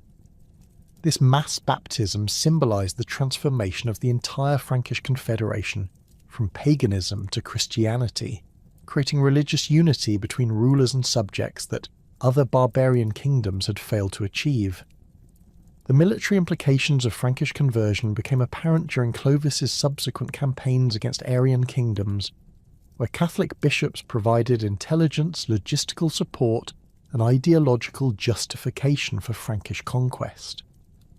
The war against the Visigoths in 507 AD demonstrated the effectiveness of this religious alliance, with Catholic clergy throughout Aquitaine facilitating Frankish advance while encouraging defections from Visigothic forces. The decisive battle at Vuille resulted in complete Frankish victory and the death of Visigothic King Alaric II, establishing Frankish control over territories extending to the Pyrenees. Frankish military organisation under Clovis combined traditional Germanic warrior bands with tactical innovations that reflected their expanding territorial responsibilities and increasingly complex strategic objectives. The core of Frankish armies remained the trusties, elite warriors bound to the king through personal oaths who served as both bodyguards and military commanders. These men received grants of land and tribute rights in exchange for military service, creating feudal relationships that would characterize medieval European political organization for centuries. The famous Francisca, the throwing axe that gave the Franks their name, represented both practical weapon and cultural symbol that distinguished Frankish warriors from other Germanic peoples. Archaeological discoveries reveal the sophisticated metallurgy required to produce these weapons, with iron heads welded to steel cutting edges that could penetrate armour while remaining balanced for accurate throwing at ranges up to 30 yards. Frankish warriors typically carried multiple franciscas along with spears, swords, and shields, providing tactical flexibility that proved effective against diverse enemy formations. Frankish siege warfare evolved rapidly during Clovis's campaigns, as the kingdom faced increasingly sophisticated fortifications in Roman cities and Visigothic strongholds. Early Frankish forces relied primarily on blockade and assault tactics that exploited their superior numbers and individual combat skills, but prolonged campaigns required more systematic approaches to fortress reduction. The capture of cities like Verdun and Toulouse demonstrated Frankish adoption of Roman siege techniques, including battering rams, siege towers, and undermining operations conducted by skilled engineers recruited from conquered territories. The administrative consolidation of Frankish conquests required legal frameworks that could govern diverse populations while preserving Frankish political supremacy and cultural identity. The Salic law, codified during Clovis's reign, represented the first systematic attempt to record Germanic legal traditions in written form, while adapting these customs to the complex circumstances of territorial rule over mixed populations. This law code addressed property rights, inheritance procedures, and criminal penalties according to principles that balanced traditional Frankish customs with practical requirements of governing settled agricultural communities. Salic law provisions regarding inheritance reflected Germanic concepts of kinship and property that would profoundly influence European political development. The exclusion of women from inheritance of royal authority, enshrined in the famous Salic succession principle, ensured that Frankish kingship remained within male lineages, while preventing the fragmentation of royal power through marriage alliances. Simultaneously, the code's detailed provisions regarding compensation for various crimes established monetary values for different social groups that preserved traditional Germanic social hierarchies while adapting to economic conditions in conquered Roman territories. The reign of Clovis established patterns of Frankish expansion and consolidation that his successors would follow throughout the 6th century, gradually absorbing remaining independent territories in Gaul while extending their influence into Germanic regions beyond the Rhine. The partition of the kingdom among Clovis's sons, following his death in 511 AD, reflected Germanic inheritance customs that treated royal authority as personal property divisible among legitimate heirs, yet the continued cooperation between Merovingian branches prevented the complete fragmentation that weakened other barbarian kingdoms. The emergence of the Carolingian family as mayors of the palace during the 7th century marked a crucial transition in Frankish political development, as effective power shifted from Merovingian kings to their chief administrators who controlled military forces and managed royal resources. Charles Martel's assumption of authority around 714 AD coincided with renewed external threats that tested Frankish military capabilities and revealed the continued vitality of their warrior culture despite increasing administrative sophistication. The Islamic conquest of Visigothic Spain in 711 AD created an unprecedented challenge for Christian Europe as Muslim armies crossed the Pyrenees and began systematic conquest of Aquitaine. These forces, combining Arab cavalry, Berber infantry, and Visigothic defectors, employed tactical methods that proved devastatingly effective against traditional European military formations. Islamic armies moved with remarkable speed, capturing fortified cities through rapid assault techniques, while avoiding prolonged sieges that might allow Christian reinforcements to arrive. Charles Martel's response to Islamic expansion demonstrated the evolution of Frankish military organisation beyond traditional Germanic tribal warfare toward the professional armies that would characterise medieval European states.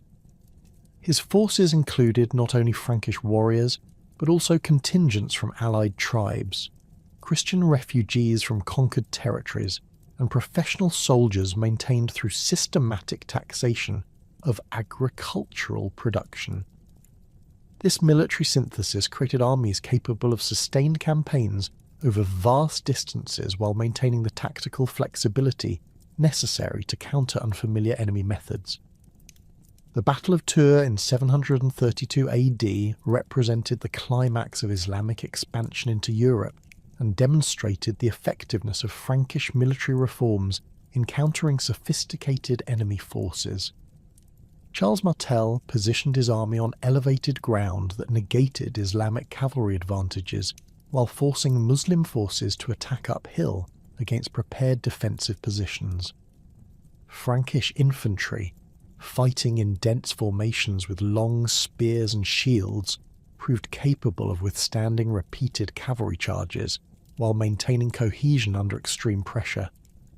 The tactical details of Tours reveal the extent to which Frankish warfare had evolved from individual combat toward coordinated unit actions that maximised collective strength while preserving opportunities for personal heroism. Frankish warriors fought in wedge formations that concentrated maximum force at specific points in enemy lines, yet these formations remained flexible enough to respond to changing battlefield conditions through rapid redeployment.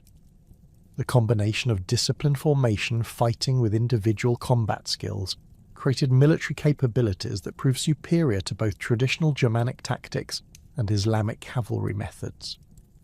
The aftermath of Tours established Charles Martel as the dominant figure in European politics, while demonstrating Frankish military superiority over the most formidable enemies of the age. His victory halted Islamic expansion into Central Europe, preserved Christian civilization north of the Pyrenees, and established the foundation for Carolingian imperial ambitions that would transform European political organisation.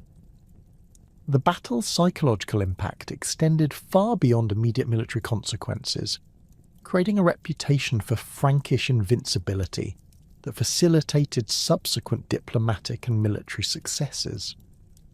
Charles Martel's consolidation of power following Tours involved systematic campaigns against internal enemies that eliminated potential sources of resistance while strengthening Frankish control over peripheral territories. His expeditions into Aquitaine, Burgundy and Bavaria demonstrated military capabilities that could project force across vast distances while maintaining supply lines and political control over conquered regions. These campaigns established administrative systems that balanced local autonomy with central authority, creating governmental structures that would provide the foundation for Carolingian imperial administration. The transition from Charles Martel to his son Pepin the Short marked another crucial phase in Frankish political development, as the Carolingians moved from de facto to de jure royal authority through alliance with the Catholic Church.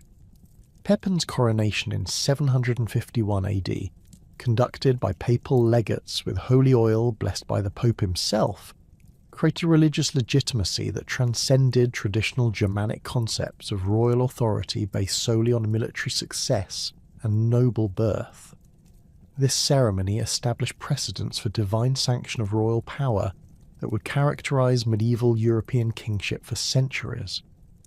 The donation of Pepin in 756 AD demonstrated the extent to which Frankish power had expanded beyond purely military considerations towards systematic territorial administration and diplomatic alliance building. Pepin's grant of central Italian territories to the papacy created the Papal States while establishing Frankish influence in Mediterranean politics that complemented their dominance north of the Alps. This arrangement provided mutual benefits that strengthened both Frankish royal authority and papal independence from Byzantine and Lombard pressure. The reign of Charlemagne, beginning in 768 AD, marked the culmination of 3 centuries of Frankish expansion and the creation of the first post-Roman Empire in Western Europe. His systematic conquest of Lombard Italy, Saxony, Bavaria, and Avar territories created a territorial state that rivaled the ancient Roman Empire in geographic extent, while surpassing it in administrative efficiency and military effectiveness. The coronation of Charlemagne as emperor on Christmas Day 800 AD symbolised the restoration of imperial authority in the West under Frankish leadership that combined Germanic warrior traditions with Roman administrative practices and Christian religious sanction. The establishment of Charlemagne's empire created unprecedented stability across Western Europe, yet this very success would soon attract the attention of seafaring peoples from Scandinavia, whose revolutionary approach to warfare and exploration would terrorize Christian Europe for 3 centuries. The Viking Age erupted with shocking suddenness on June 8, 793 AD, when longships appeared off the Northumbrian coast and Norse raiders struck the monastery of Lindisfarne with devastating efficiency. The Anglo-Saxon Chronicle recorded the attack with palpable horror. Never before has such terror appeared in Britain as we've now suffered from a pagan race. This assault marked not merely another barbarian raid, but the beginning of a new phase in European history, as Scandinavian warriors perfected maritime warfare techniques that rendered traditional coastal defences obsolete. The monastery of Lindisfarne represented everything that made Christian settlements attractive to Viking raiders: concentrated wealth, minimal defences, and religious significance that amplified the psychological impact of successful attacks. The monks had accumulated substantial treasures through centuries of royal patronage and pilgrimage donations, storing gold, silver, and precious manuscripts in stone buildings that provided no protection against determined assault. The raiders struck during morning prayers when the religious community was gathered in the church, achieving complete surprise that allowed systematic looting without significant resistance.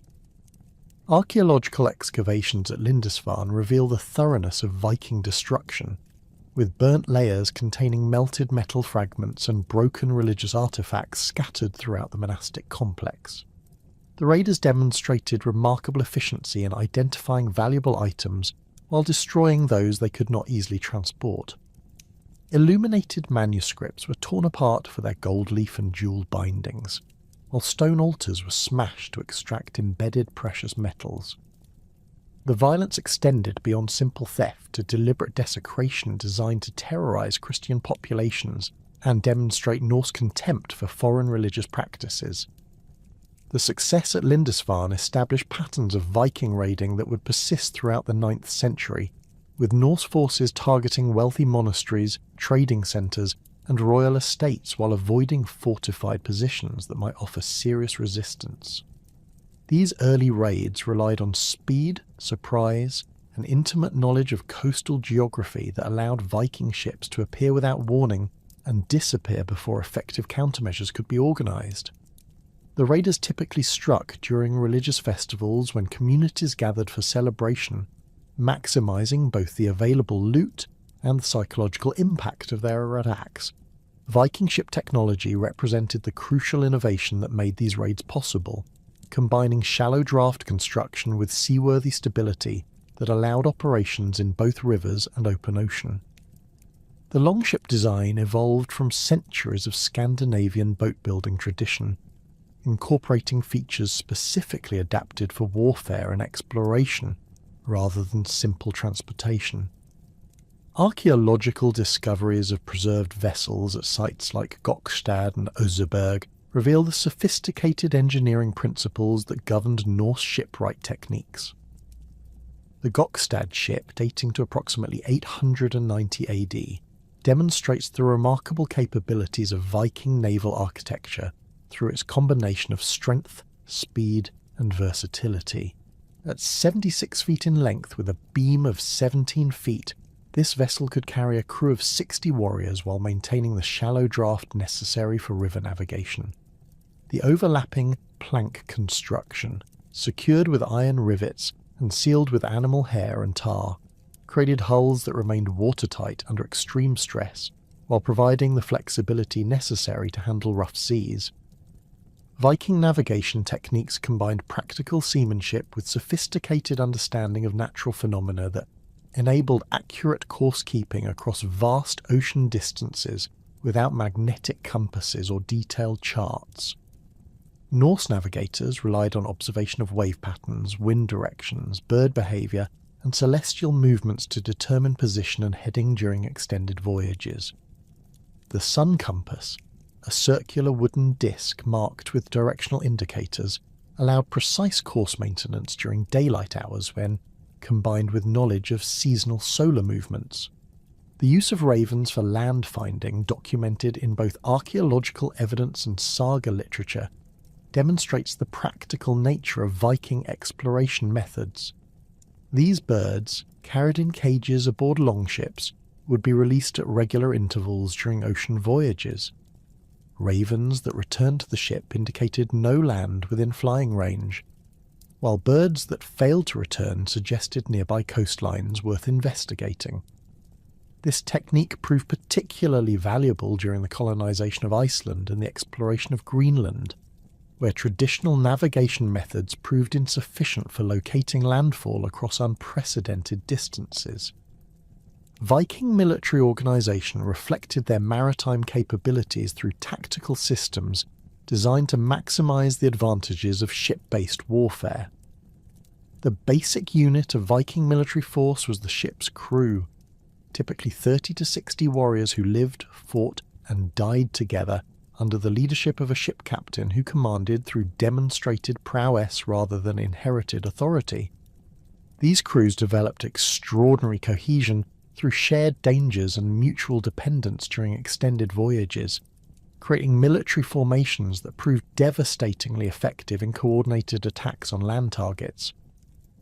The famous berserkers represented the extreme manifestation of Viking warrior culture, fighters who entered battle in a trance-like state that rendered them apparently immune to pain and fear. Archaeological evidence from weapon deposits and burial sites reveals the ritual preparation that preceded berserker transformation, including consumption of psychoactive substances and performance of religious ceremonies designed to invoke divine possession.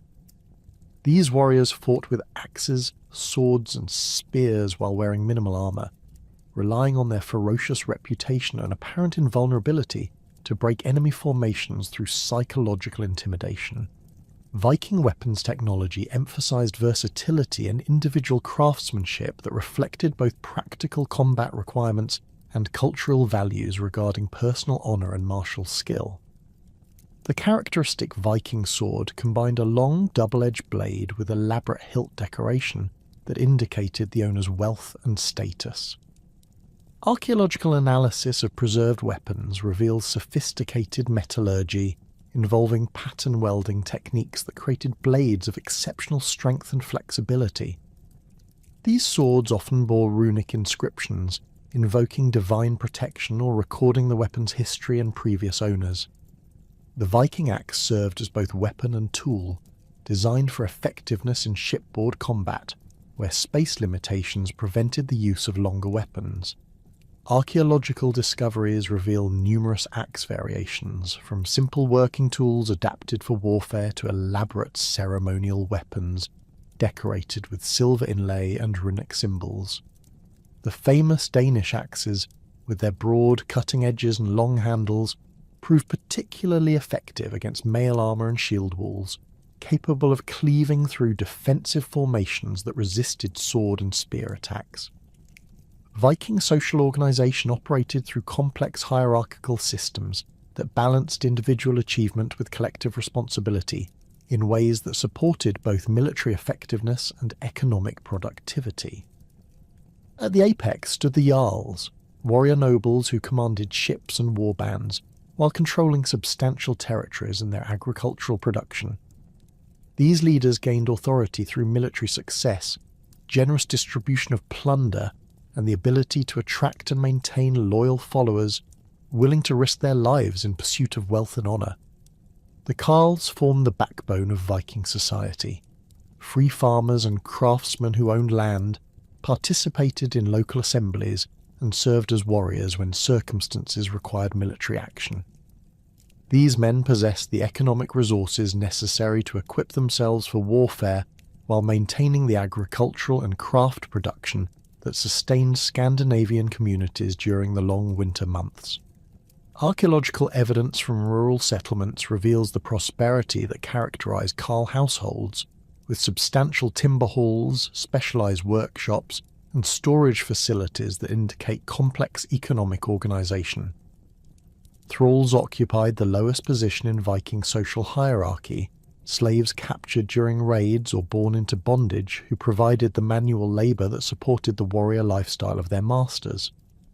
Archaeological evidence suggests that thralls comprised a substantial portion of Scandinavian population, perhaps 20 to 30% in some regions, indicating the extent to which Viking society depended on slave labour for basic economic functions.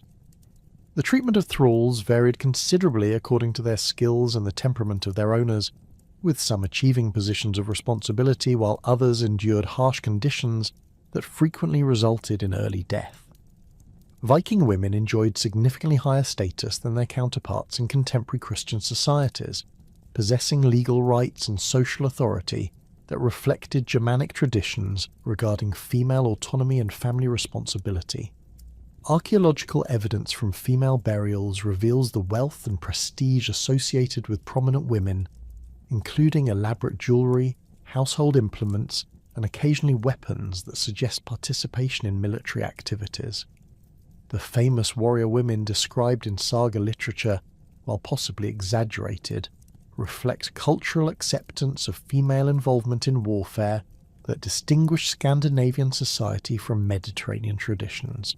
The role of women in Viking exploration and colonization proved crucial to the success of overseas settlement, as female participation in long-distance migration provided the demographic foundation necessary for permanent communities rather than temporary raiding bases. Archaeological evidence from Iceland, Greenland, and other Norse colonies reveals the presence of women from the earliest phases of settlement, indicating family-based migration rather than purely military expeditions. These women brought essential skills in textile production, food preparation, and household management that proved vital for survival in harsh frontier environments.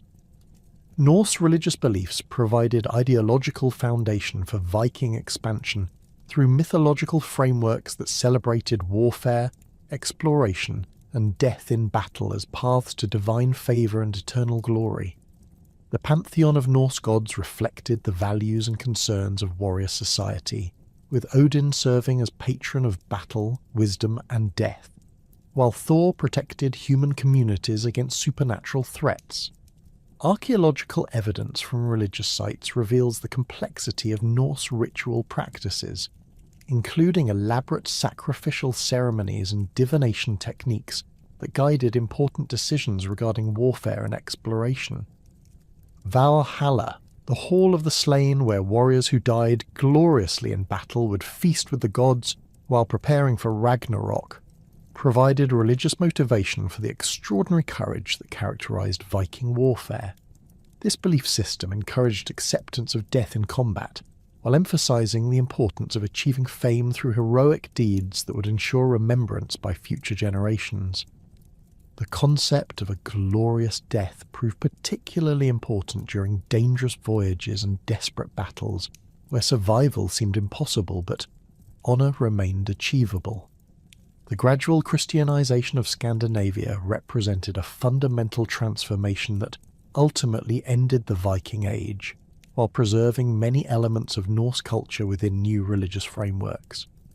The conversion process began through contact with Christian merchants and missionaries, but accelerated dramatically when Scandinavian kings recognized the political advantages of adopting the religion of their southern neighbours. Archaeological evidence reveals the gradual replacement of pagan burial practices with Christian ceremonies, though many Norse cultural elements persisted within Christianized contexts. King Olaf Tryggvason of Norway emerged as a crucial figure in Scandinavian Christianization, using his authority as a successful Viking leader to promote religious conversion throughout his territories. His own conversion occurred during exile in England, where he experienced the political and military advantages that Christian rulers enjoyed through their connections with continental European powers. Upon returning to Norway in 995 AD, Olaf systematically destroyed pagan temples while establishing Christian churches and appointing bishops who could provide religious authority for his political reforms.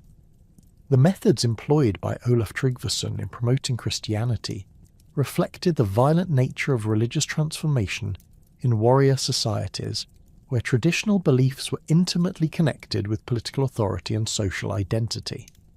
Archaeological evidence from destroyed pagan sites reveals the thoroughness of Christian iconoclasm, with smashed religious artifacts and burned temple foundations marking the deliberate elimination of competing religious systems. Olaf's forces demolished sacred groves, destroyed religious sculptures, and executed priests who refused to abandon traditional practices. Olaf II Haraldsson, later canonized as Saint Olaf, continued his predecessor's Christianization efforts through systematic legal and administrative reforms that embedded Christian principles within Norwegian governmental structures. His law codes replaced traditional Germanic legal procedures with Christian alternatives that emphasized royal authority derived from divine sanction rather than military success alone.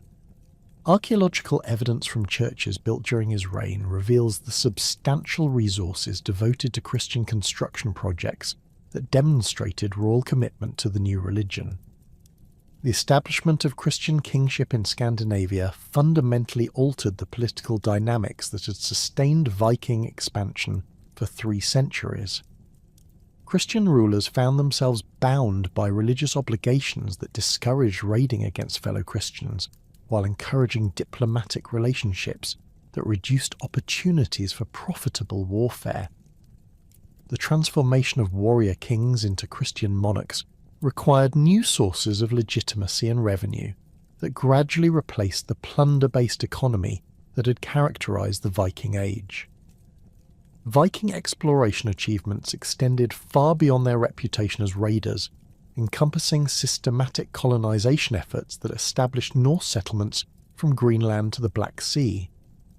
The settlement of Iceland, beginning around 870 AD, represented the first major Viking colonization project, involving the transportation of entire communities across dangerous ocean distances to establish permanent settlements in previously uninhabited territories.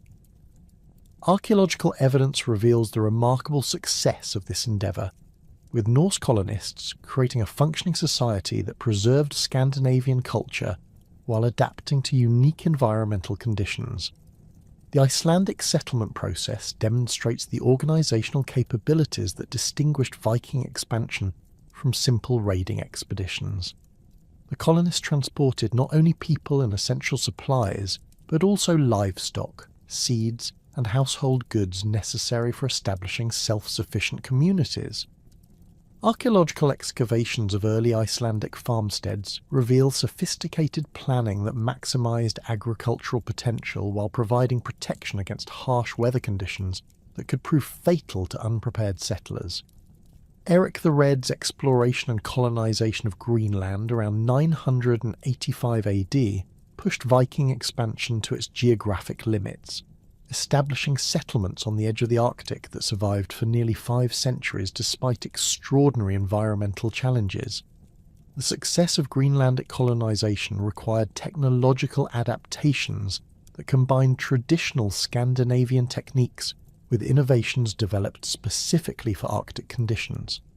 Archaeological evidence from Norse Greenland reveals sophisticated hunting strategies, specialised architecture, and trade relationships that sustained European communities at the limits of medieval technological capabilities. The discovery and attempted colonisation of Vinland, identified with areas of North America, represented the ultimate achievement of Viking exploration and demonstrated the remarkable range of Norse maritime capabilities. Archaeological evidence from Lonzo Meadows in Newfoundland confirms the presence of Norse settlers in North America around 1000 AD, making them the first Europeans to establish settlements in the New World. The temporary nature of these settlements reflects the practical difficulties of maintaining supply lines across such vast distances, rather than any lack of Viking determination or capability. Viking trade networks extended from Greenland to Constantinople, creating commercial relationships that connected diverse cultures through exchange of goods, ideas, and technologies. Archaeological discoveries of Arabic silver coins in Scandinavian hoards demonstrate the extent of Viking commercial activities, with Norse merchants travelling down Russian rivers to reach Byzantine and Islamic markets. These trading expeditions often combined commercial and military activities, with the same men serving as merchants during peaceful periods and warriors when circumstances required violence. The establishment of the Kievan Rus by Swedish Vikings represents one of the most significant political achievements of Scandinavian expansion, creating a state that controlled vast territories from the Baltic to the Black Sea while serving as a crucial link between Northern Europe and the Byzantine Empire. Archaeological evidence from Novgorod and other Russian cities reveals the extent of Scandinavian influence on early Russian political development, with Norse burial practices, architectural techniques, and material culture persisting for centuries after initial settlement. The transformation of Vikings from raiders into rulers occurred gradually throughout the 9th and 10th centuries as successful war leaders established permanent bases that evolved into territorial kingdoms.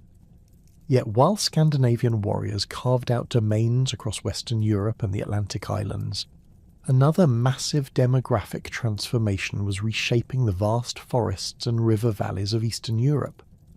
The Slavic migrations represented one of history's most extensive population movements, as agricultural peoples spread from their ancestral homeland in the Pripyat marshes across territories stretching from the Baltic Sea to the Balkans, fundamentally altering the ethnic composition of half the European continent. The origins of Slavic expansion remain partially obscured by the limitations of written sources and the archaeological challenges of tracking agricultural peoples who left fewer distinctive material remains than their warrior neighbours. The Pripyat marshes, located in what is now southern Belarus and northern Ukraine, provided the demographic reservoir from which Slavic populations would eventually colonize territories extending from the Elbe River to the Volga. This marshy region, with its intricate network of rivers, lakes and wetlands, offered protection from nomadic raiders, while providing fertile agricultural land that supported growing populations during the crucial centuries of early Slavic development. Archaeological evidence from the Pripyat region reveals the gradual evolution of distinctively Slavic material culture during the 4th through 6th centuries AD. Excavations at sites like Korchak and Penkovka have uncovered ceramic assemblages, settlement patterns, and burial practices that distinguish early Slavic communities from their Germanic, Baltic, and nomadic neighbours. The characteristic Slavic pottery, featuring simple forms with minimal decoration, reflects practical ceramic traditions adapted to the needs of agricultural communities, rather than the elaborate decorative styles favoured by warrior elites among other peoples. Slavic agricultural techniques emphasise crop cultivation and animal husbandry methods specifically adapted to the forest-steppe environment that characterised much of Eastern Europe. Archaeological analysis of pollen samples and agricultural implements reveals sophisticated understanding of soil management, crop rotation, and seasonal cultivation cycles that maximised agricultural productivity in regions with relatively short growing seasons. The Slavic emphasis on rye cultivation proved particularly significant, as this hardy grain could thrive in acidic soils and harsh climatic conditions that made wheat cultivation unreliable. The expansion of Slavic populations from their Pripyat homeland occurred through gradual migration and colonization, rather than the dramatic military conquests that characterized Germanic and nomadic movements. Slavic agricultural communities moved slowly eastward, northward, and southward, clearing forests, establishing villages, and adapting their farming techniques to diverse geographical environments. This process unfolded over several centuries, with different Slavic groups developing distinct cultural characteristics while maintaining linguistic and cultural connections that preserved their common heritage. The northward movement of Slavic peoples into the forest zones of what would become Russia encountered minimal resistance from the sparse Finno-Ugric populations who had previously dominated these territories. Archaeological evidence suggests peaceful coexistence and gradual assimilation rather than violent conquest, with Slavic agricultural techniques complementing Finno-Ugric hunting and fishing practices. The abundance of land and natural resources in these northern forests reduced competition between different ethnic groups, while providing opportunities for economic specialization that benefited all participants. Slavic settlement patterns reflected their agricultural focus through village organization that emphasized collective farming and shared resources. Archaeological excavations reveal settlements consisting of semi-subterranean houses arranged around central areas used for grain storage and livestock protection. These villages typically contained between 10 and 30 households, representing extended family groups that cooperated in agricultural activities while maintaining individual property rights over specific plots of land. The construction techniques employed in Slavic houses, utilizing timber frames with wattle and daub walls, demonstrated sophisticated understanding of local building materials and climatic requirements. The social organization of early Slavic communities operated through kinship-based structures that balanced individual family autonomy with collective decision-making regarding agricultural activities and external relations. The basic unit of Slavic society was the extended family, or zadruga, which included multiple generations living in close proximity while sharing agricultural labour and resources. These family groups formed the foundation of larger tribal organisations that could coordinate military defence and territorial expansion when circumstances required collective action. Slavic tribal assemblies, known as veche, provided mechanisms for community decision-making that involved all adult males in discussions regarding important issues affecting the group's welfare. Archaeological evidence from fortified settlements suggests that these assemblies met within defensive enclosures that could protect participants during times of external threat. The democratic character of veche proceedings reflected egalitarian traditions that distinguished Slavic political organisation from the hierarchical warrior societies that dominated among Germanic and nomadic peoples. The military organisation of Slavic tribes emphasised defensive warfare and guerrilla tactics adapted to forest environments where traditional cavalry and infantry formations proved ineffective. Slavic warriors fought primarily on foot using spears, axes and bows, while avoiding pitched battles that might expose their forces to destruction by better equipped enemies. Archaeological discoveries of weapon hoards reveal the relatively simple military equipment employed by Slavic fighters, with emphasis on practical weapons that could serve dual purposes as agricultural tools during peaceful periods. Slavic fortification techniques developed in response to external threats from nomadic raiders and Germanic warbands who periodically penetrated Slavic territories in search of slaves and plunder. The characteristic Slavic stronghold, or grad, consisted of earthen ramparts topped with wooden palisades and surrounded by ditches that channeled attackers into killing zones where defenders could employ missile weapons effectively. These fortifications often incorporated natural features like hilltops, river bends or marsh edges that enhanced their defensive capabilities while requiring minimal construction effort.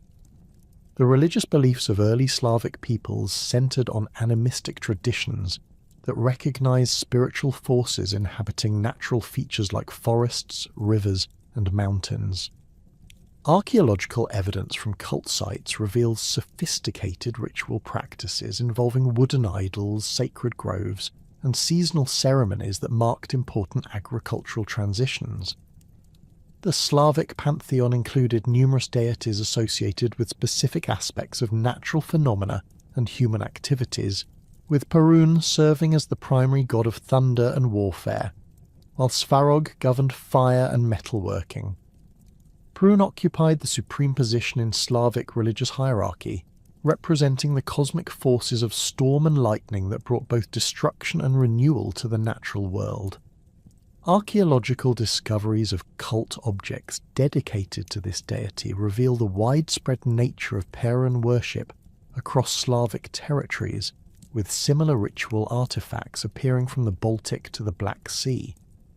The god's association with oak trees led to the establishment of sacred groves where important religious ceremonies were conducted, including human sacrifices offered during times of crisis or major seasonal transitions. Svarog represented the divine smith who created the world through his mastery of fire and metalworking, providing Slavic communities with the knowledge necessary for agricultural and military success. Archaeological evidence from metalworking sites reveals the ritual significance attributed to iron production, with special ceremonies accompanying the construction of forges and the creation of important tools or weapons. The association between divine favour and technological skill encouraged the development of sophisticated metallurgical techniques that produced high-quality agricultural implements and military equipment. Dazbog served as the solar deity who governed agricultural fertility and the seasonal cycles that determined crop success or failure. Slavic farmers conducted elaborate rituals designed to ensure Dazbog's favour during crucial agricultural periods, including spring planting ceremonies and harvest festivals that involved entire communities and collective religious observances. Archaeological discoveries of ritual deposits containing agricultural tools and food offerings demonstrate the central role of solar worship in Slavic religious practice. Velis represented the god of cattle, wealth, and the underworld, serving as patron of merchants and protector of livestock that provided essential resources for Slavic communities.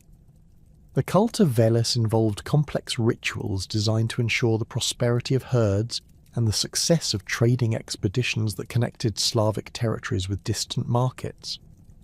Archaeological evidence reveals the widespread veneration of this deity through discoveries of cattle skulls and other offerings in contexts suggesting religious, rather than purely economic, significance. Slavic seasonal festivals reflected the agricultural focus of these communities through elaborate ceremonies marking crucial transitions in the farming cycle. The spring festival of Maslenitsa celebrated the end of winter and the beginning of agricultural activities, involving community feasts, ritual burning of winter symbols, and ceremonies designed to ensure divine favour for the coming growing season. Archaeological evidence from settlement sites reveals the community spaces where these festivals occurred, with large central areas capable of accommodating entire villages for collective celebrations. The summer solstice festival of Kupala involved elaborate water ceremonies that combined agricultural magic with community bonding activities designed to strengthen social cohesion during the crucial period of crop growth. Participants would leap over bonfires, float flower wreaths on rivers, and conduct ritual bathing that symbolically purified the community while invoking divine protection for their crops. Archaeological discoveries of ritual sites near water sources reveal the sacred geography that governed these ceremonies, with specific locations chosen for their spiritual significance, rather than practical convenience. The harvest festival of Dozhinki marked the completion of agricultural activities and the beginning of winter preparations that would sustain communities through the harsh months ahead. These celebrations involved elaborate displays of agricultural abundance, competitive activities that demonstrated individual and community prosperity, and religious ceremonies thanking the gods for successful harvests. Archaeological evidence from storage facilities reveals the sophisticated preservation techniques that allowed Slavic communities to maintain adequate food supplies throughout extended winter periods. The expansion of Slavic peoples into the Balkan Peninsula during the 6th and 7th centuries AD brought them into direct contact with the Byzantine Empire, creating complex relationships that combined military conflict with cultural exchange and gradual assimilation. The initial Slavic penetration of Byzantine territories occurred through systematic raids that exploited the empire's preoccupation with Persian and Arab threats, allowing Slavic warbands to establish permanent settlements in regions where imperial authority had collapsed. Archaeological evidence from Balkan sites reveals the transformation of Roman urban centres under Slavic occupation, with classical architectural forms gradually replaced by Slavic construction techniques adapted to local conditions. The process involved neither complete destruction nor simple continuity, but rather cultural synthesis that preserved useful Roman technologies while adapting them to Slavic social and economic requirements. Excavations at sites like Karasingrad demonstrate the complexity of this transformation, with Slavic pottery and building techniques appearing alongside continued use of Roman infrastructure and administrative systems. The Slavic settlement of the Balkans proceeded through gradual infiltration, rather than massive military campaigns, with small groups of colonists establishing agricultural communities in areas where Byzantine control had weakened. These settlements often coexisted with surviving Roman populations, creating mixed communities that facilitated cultural exchange while preserving distinct ethnic identities. Archaeological analysis reveals the gradual adoption of Byzantine agricultural techniques and craft traditions by Slavic settlers, while Roman populations learned Slavic language and customs that proved advantageous for survival in the changing political environment. The emergence of early Slavic states represented the culmination of centuries of political development that transformed tribal confederations into territorial kingdoms capable of competing with established powers. Great Moravia, established in the 9th century AD under Prince Mojmir, demonstrated the potential for Slavic political organisation to create centralised authority over vast territories while preserving traditional cultural practices. Archaeological evidence from Moravian strongholds reveals sophisticated administrative systems that combined Slavic customary law with Byzantine governmental techniques learned through diplomatic and commercial contacts. The capital of Great Moravia, Mikulcice, exemplified the architectural achievements of early Slavic state formation, with massive earthen fortifications protecting a complex of palaces, churches and administrative buildings that rivaled contemporary Carolingian and Byzantine centres. Archaeological excavations have revealed the sophisticated urban planning that characterised this site, with specialised quarters for different crafts and administrative functions, connected by paved roads and supplied with elaborate water management systems. The presence of luxury goods from across Europe demonstrates the extensive trade networks that sustained Moravian prosperity, while providing resources for continued territorial expansion. The Christianization of Great Moravia under Prince Rastislav marked a crucial transformation in Slavic religious and cultural development, as Byzantine missionaries introduced literacy and sophisticated theological concepts that complemented traditional Slavic spiritual practices. The mission of Saints Cyril and Methodius in 863 AD established the foundation for Slavic Christian culture through their creation of the Glagolitic alphabet specifically designed for Slavic languages. Archaeological discoveries of early Christian manuscripts and church foundations reveal the rapid spread of literacy and Christian architectural techniques throughout Moravian territories. The development of Old Church Slavonic as a liturgical language represented an unprecedented achievement in medieval European cultural history, as Slavic peoples became the first barbarian group to receive Christian scriptures and liturgy in their own language, rather than Latin or Greek.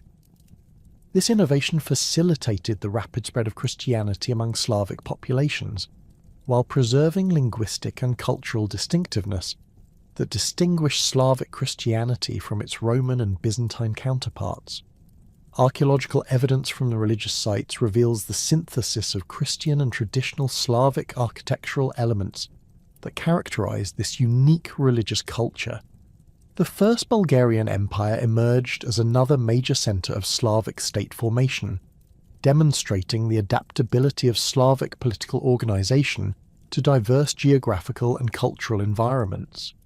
The establishment of Bulgarian authority over the Slavic tribes south of the Danube created a powerful state that successfully challenged Byzantine control over the Balkan Peninsula, while developing distinctive cultural and religious traditions. Archaeological evidence from Bulgarian strongholds reveals the military and administrative sophistication that enabled this state to maintain independence against both Byzantine and nomadic pressure for several centuries. The Bulgarian capital at Pliska exemplified the architectural ambitions of early Slavic rulers, with massive stone fortifications enclosing an area of over 20 square kilometres that included palaces, administrative buildings, and religious structures decorated with elaborate stone carving and metalwork. Archaeological excavations have revealed the sophisticated engineering techniques employed in Bulgarian construction, including advanced water management systems, elaborate heating arrangements, and defensive works that incorporated both Slavic and Byzantine military architecture. The scale of these constructions demonstrates the substantial resources that Bulgarian rulers could mobilize for monumental building projects. The conversion of Bulgaria to Christianity under Khan Boris I in 864 AD established another centre of Slavic Christian culture that competed with both Rome and Constantinople for religious authority over the Slavic peoples. The Bulgarian adoption of Christianity involved complex negotiations with both Byzantine and Frankish authorities, as Boris sought to maximise his political independence while securing the religious legitimacy that Christian conversion provided. Archaeological evidence from Bulgarian churches reveals the distinctive architectural synthesis that emerged from this process, combining Byzantine construction techniques with Slavic decorative traditions and local building materials. The emergence of Kievan Rus represented the most extensive achievement of early Slavic state formation, creating a political entity that controlled territories from the Baltic to the Black Sea while maintaining commercial and cultural connections with both Scandinavia and Byzantium. The establishment of this state involved complex interactions between Slavic agricultural communities and Scandinavian warrior elites, who provided military leadership and commercial expertise.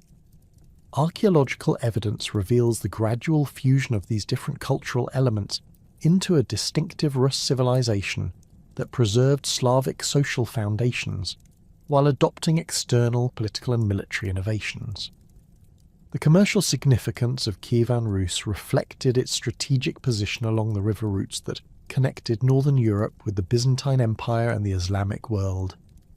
Archaeological discoveries of trading posts and market centres reveal the sophisticated commercial networks that sustained Rus prosperity while providing resources for territorial expansion and urban development.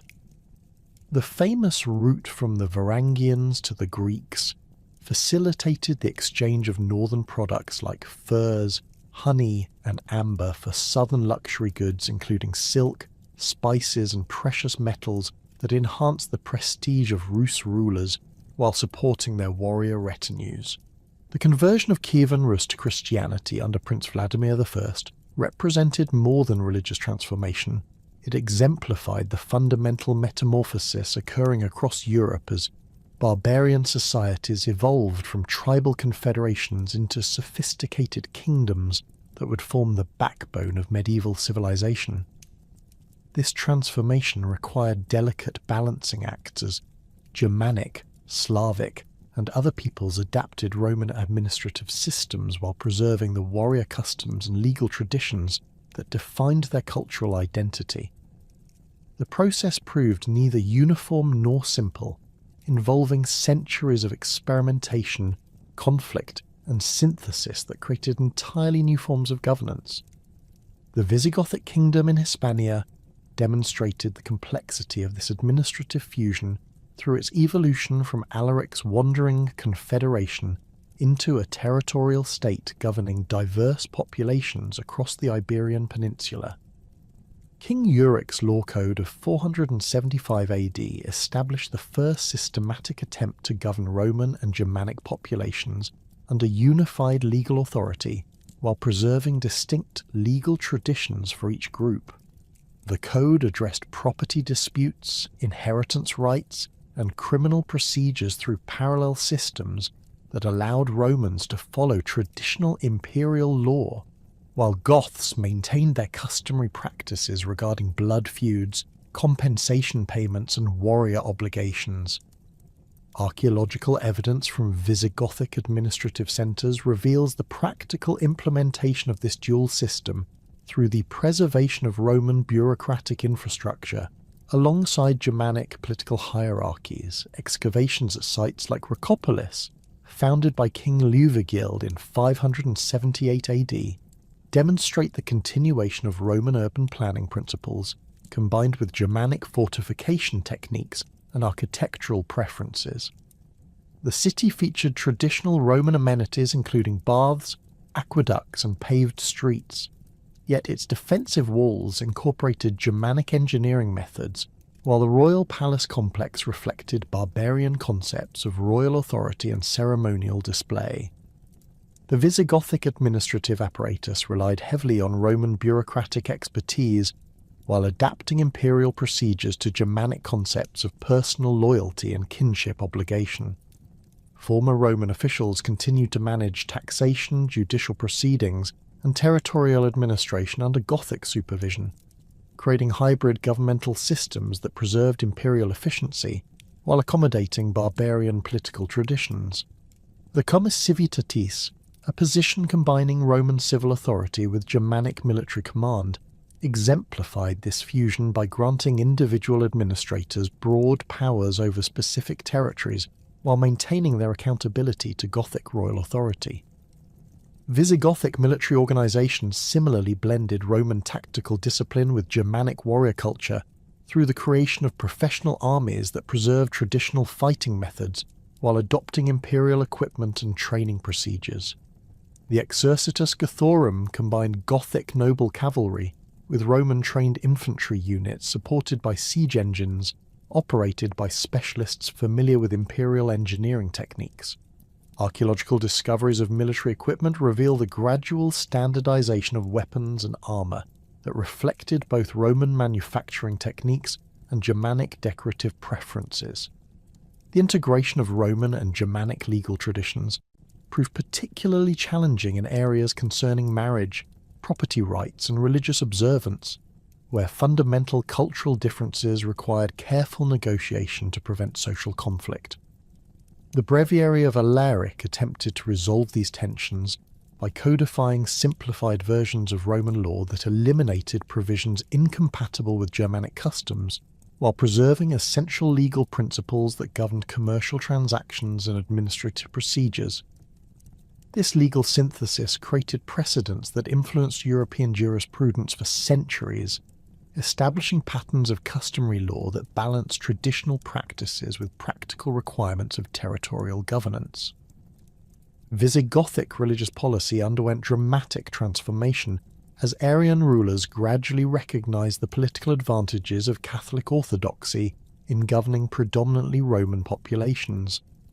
King Ricard's conversion to Catholicism in 589 AD eliminated the primary source of religious tension between Gothic rulers and their subjects, while facilitating integration with Frankish and Byzantine political systems. The Third Council of Toledo, convened to formalize this conversion, established religious unity that strengthened royal authority, while creating opportunities for Gothic nobles to intermarry with Roman aristocratic families. The architectural evidence from Visigothic churches demonstrates the cultural synthesis that accompanied religious conversion, with Germanic construction techniques adapted to Catholic liturgical requirements while preserving distinctive barbarian decorative traditions. Churches like San Juan de Banos, built by King Resuswinth in 661 AD, combined Roman basilica design with Germanic stonework techniques and decorative motifs that reflected the fusion of Christian theology with traditional barbarian artistic preferences. The elaborate stone carving that characterized these buildings incorporated Germanic animal motifs and geometric patterns alongside Christian symbols, creating artistic traditions that influenced European religious architecture throughout the medieval period. The Frankish kingdom under the Merovingians developed alternative approaches to Romano-Germanic integration, that emphasized military cooperation and economic partnership rather than systematic legal codification.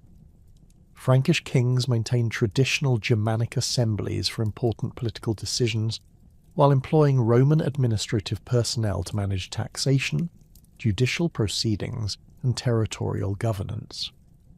This arrangement preserved Germanic concepts of consensual rule while utilizing Roman bureaucratic expertise to govern complex territorial states that included diverse ethnic populations.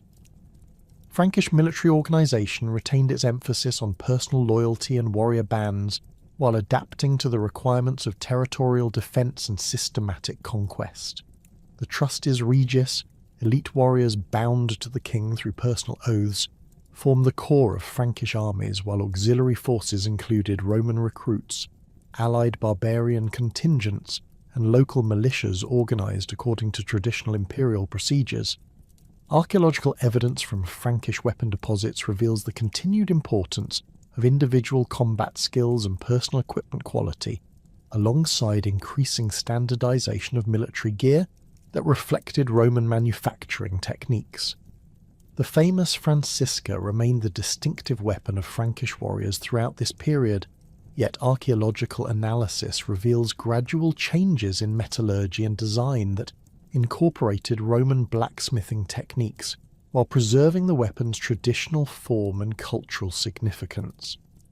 Frankish smiths developed improved steel alloys and heat treatment methods that enhanced weapon performance while maintaining the distinctive balance and throwing characteristics that made the Francisca effective in both individual combat and formation fighting. The persistence of this traditional weapon, alongside adoption of Roman military technology, demonstrates the selective nature of cultural adaptation that characterized barbarian transformation. Frankish legal development followed patterns distinct from Visigothic codification, emphasizing oral tradition and customary procedures that preserved Germanic concepts of justice, while adapting to the practical requirements of governing settled agricultural populations. The Salic law represented written codification of traditional Frankish customs rather than systematic legal reform, preserving ancient procedures for dispute resolution while establishing monetary compensation rates that reflected economic conditions in conquered Roman territories. The law's detailed provisions regarding inheritance, property rights, and criminal penalties demonstrate sophisticated understanding of social relationships while maintaining distinctively Germanic approaches to justice and community responsibility. The role of Christianity in transforming barbarian societies extended far beyond simple religious conversion to encompass fundamental changes in political authority, social organization, and cultural identity that reshaped European civilization. Missionary activities among Germanic peoples required careful adaptation of Christian theology to barbarian cultural frameworks, creating synthetic religious traditions that preserved essential Christian doctrines while accommodating traditional spiritual practices and social customs. The success of these missions depended largely on the ability of Christian teachers to demonstrate the practical advantages of their religion while respecting existing cultural values and social hierarchies. The conversion of Clovis and the Frankish nobility exemplified the political dimensions of barbarian Christianization, as religious transformation provided opportunities for diplomatic alliance with Catholic populations while legitimizing royal authority through divine sanction. The baptism ceremony at Rheims established precedents for Christian kingship that combined Germanic concepts of personal loyalty with Roman imperial traditions of divine appointment, creating new forms of political authority that proved more stable and effective than purely traditional barbarian leadership. Archaeological evidence from Frankish royal burials reveals the gradual adoption of Christian burial practices alongside preservation of traditional grave goods and ceremonial weapons that reflected the synthetic nature of barbarian Christian culture. Missionary strategies among Germanic peoples emphasized practical benefits of Christian conversion rather than theological argumentation, demonstrating how Christian communities achieve prosperity, military success, and social stability through divine favour. St. Boniface's mission to the Germanic tribes east of the Rhine employed dramatic demonstrations of Christian power, including the famous destruction of Thor's oak at Geismar, to convince pagan audiences of Christianity's superiority over traditional religious practices. Archaeological evidence from destroyed pagan cult sites reveals the systematic nature of these conversion campaigns, with Christian churches frequently constructed on the foundations of demolished heathen temples to symbolize religious transformation while preserving sacred geographical associations. The establishment of monasteries throughout former barbarian territories created centers of learning, agricultural innovation, and cultural preservation that facilitated the integration of Germanic customs with Christian civilization. Monasteries like Fulda, founded by St. Sturm under Boniface's direction, served multiple functions, including religious education, manuscript preservation, agricultural development, and diplomatic communication between barbarian kingdoms and established Christian authorities. Archaeological excavations of monastic sites reveal the sophisticated economic organization that sustained these communities, with extensive workshops, storage facilities, and agricultural installations that demonstrated advanced techniques for land management and craft production. Monastic communities played crucial roles in preserving and transmitting classical learning, while adapting Roman educational methods to barbarian cultural contexts. The scriptorium at monasteries like Corbie and Saint-Denis produced illuminated manuscripts that combined Christian theological texts with Germanic artistic traditions, creating distinctive cultural products that reflected the synthesis of classical learning with barbarian aesthetic preferences.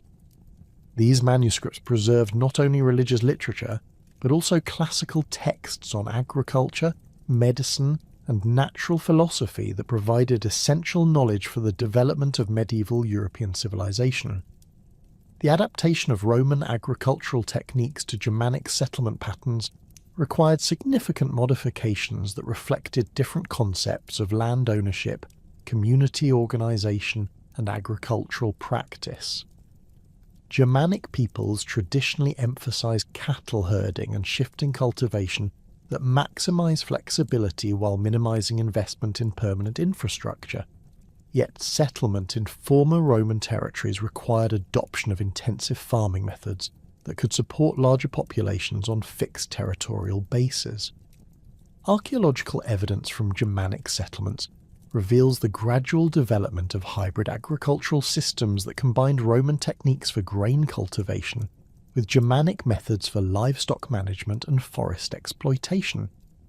The three-field system that became characteristic of medieval European agriculture represented a synthesis of Roman farming knowledge with Germanic concepts of community land management and seasonal labour organisation.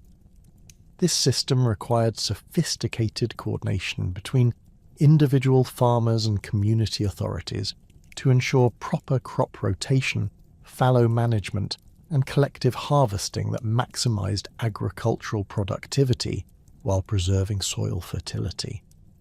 Archaeological analysis of field systems and settlement patterns reveals the gradual implementation of these techniques across former barbarian territories, with local variations that reflected specific environmental conditions and cultural preferences. Germanic legal traditions concerning property rights and inheritance required fundamental adaptation to accommodate the requirements of intensive agriculture and permanent settlement. Traditional Germanic law emphasized personal property and movable goods, while treating land as community resource available for temporary use. Yet territorial settlement required individual ownership rights that encouraged investment in agricultural improvements and permanent construction. The development of allodial land tenure represented a compromise between Germanic customary law and Roman property concepts, granting individual ownership rights while preserving community obligations regarding military service and judicial participation. The emergence of feudal relationships from Germanic comitatus traditions demonstrated the adaptability of barbarian social institutions to the requirements of territorial governance and agricultural administration. The personal bonds that connected Germanic warriors to their chiefs provided the foundation for feudal contracts that granted land tenure in exchange for military service, creating hierarchical relationships that could govern complex territorial states while preserving traditional concepts of personal loyalty and mutual obligation. Archaeological evidence from aristocratic residences reveals the evolution of Germanic halls into fortified manor houses that served both residential and administrative functions, while maintaining the ceremonial importance of communal feasting and warrior gatherings. The transformation of barbarian art and material culture reflected the broader synthesis occurring in political, religious and social spheres, as Germanic peoples adapted to life within Christian territorial kingdoms. The animal style that characterized early Germanic metalwork gradually incorporated Christian symbols and Mediterranean decorative motifs, while preserving traditional techniques and aesthetic principles that maintain cultural continuity. Archaeological discoveries from aristocratic burials reveal the sophisticated craftsmanship that characterized this transitional period, with jewelry, weapons, and ceremonial objects that demonstrated technical mastery while reflecting the cultural fusion occurring throughout barbarian society. The development of vernacular literature in Germanic languages represented another crucial aspect of cultural transformation, as traditional oral poetry adapted to Christian themes while preserving ancient heroic values and narrative structures. Works like Beowulf demonstrate the complex relationship between pagan heroic traditions and Christian moral frameworks, creating literary syntheses that preserve Germanic cultural memory while adapting to new religious contexts. The manuscript preservation of these texts in monastic scriptoria ensured their survival while demonstrating the integration of barbarian cultural traditions within Christian educational systems. The gradual transformation of barbarian kingdoms into the foundation of medieval European political organization required centuries of experimentation, adaptation, and synthesis that created entirely new forms of civilization. The Carolingian Empire represented the culmination of this process, combining Frankish military traditions with Roman administrative systems and Christian religious authority to create a political entity that could claim legitimate succession to imperial authority while maintaining distinctively barbarian characteristics. Archaeological evidence from Carolingian palaces and administrative centres reveals the sophisticated governmental systems that emerged from this synthesis, with architectural programs that combine Germanic ceremonial requirements with Roman administrative efficiency and Christian symbolic authority. The coronation of Charlemagne as emperor in 800 AD symbolized the successful transformation of barbarian society into the foundation of medieval European civilization. Yet this achievement preserved essential elements of Germanic culture within new political and religious frameworks. The Carolingian court maintained traditional Germanic assemblies, warrior ceremonies, and legal procedures while adapting these institutions to the requirements of governing vast territories and diverse populations.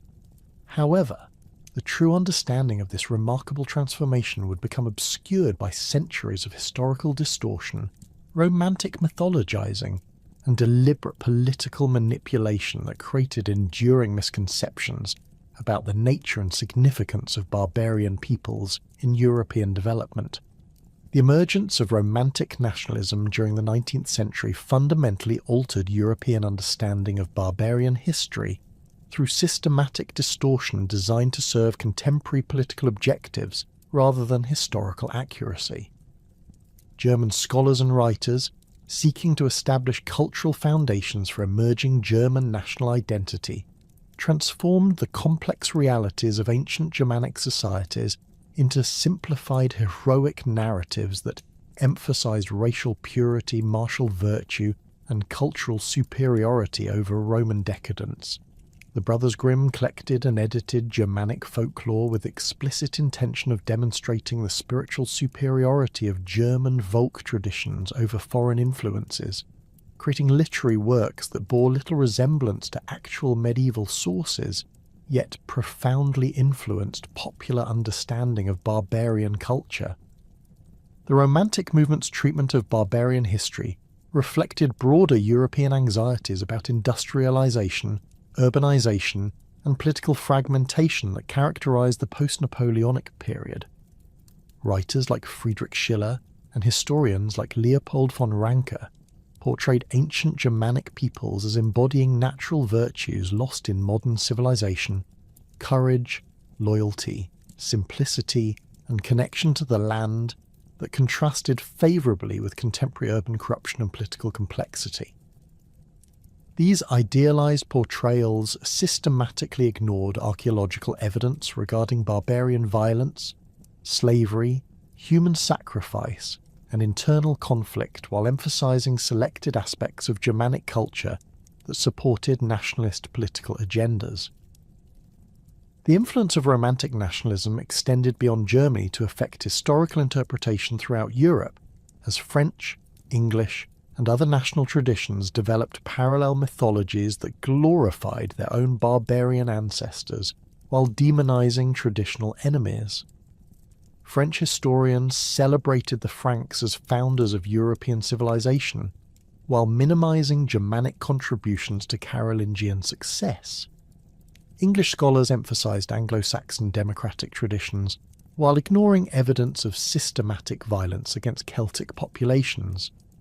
These competing national narratives created mutually incompatible versions of barbarian history that served political purposes rather than advancing historical understanding. The political exploitation of barbarian history reached its most extreme form during the 20th century, when totalitarian movements appropriated selected elements of Germanic culture to justify racial theories and territorial expansion. The systematic distortion of archaeological evidence, linguistic research, and historical documentation created entirely fictional narratives about barbarian racial superiority and cultural achievement that bore no relationship to actual historical evidence. These political manipulations contaminated scholarly research for decades, while creating popular misconceptions that persist in various forms, despite overwhelming and contradictory evidence from modern archaeological and genetic research. Modern archaeological discoveries have systematically challenged traditional narratives about barbarian primitiveness through material evidence that reveals sophisticated technologies, complex social organisation, and remarkable artistic achievement among peoples previously dismissed as savage raiders. Excavations at sites like Gudme in Denmark have uncovered evidence of specialised craft production, extensive trade networks, and ceremonial complexes that demonstrate levels of social complexity comparable to contemporary Roman settlements. The discovery of elaborate metalworking facilities, imported luxury goods, and monumental architecture at barbarian sites has forced fundamental reassessment of assumptions about technological and cultural capabilities. The Staffordshire Hoard, discovered in 2009, exemplifies the revolutionary impact of modern archaeological discoveries on understanding barbarian material culture. This collection of over 3,500 gold and silver artefacts from the 7th century AD demonstrates metalworking techniques of extraordinary sophistication, with intricate filigree work, complex geometric patterns, and innovative construction methods that surpass contemporary Byzantine and Frankish craftsmanship. The hoard contains military equipment decorated with artistic motifs that reveal deep cultural connections between Anglo-Saxon England and Scandinavian traditions, contradicting previous assumptions about cultural isolation and technological backwardness among barbarian peoples. Archaeological investigations of barbarian settlement patterns have revealed urban development and territorial organisation that challenges traditional distinctions between civilised and primitive societies. The oppidum of Manching in Bavaria covered over 380 hectares and housed an estimated 10,000 inhabitants during the 2nd century BC, making it larger than many contemporary Roman cities. Excavations have uncovered evidence of planned street layouts, specialised craft quarters, standardised coinage, and defensive systems that required sophisticated engineering knowledge and coordinated labour organisation. The presence of Mediterranean imports, alongside locally produced goods, demonstrates extensive commercial networks that connected Celtic territories with distant markets throughout Europe and beyond. The reinterpretation of barbarian burial practices through modern archaeological methods has revealed social hierarchies and cultural practices far more complex than previously understood.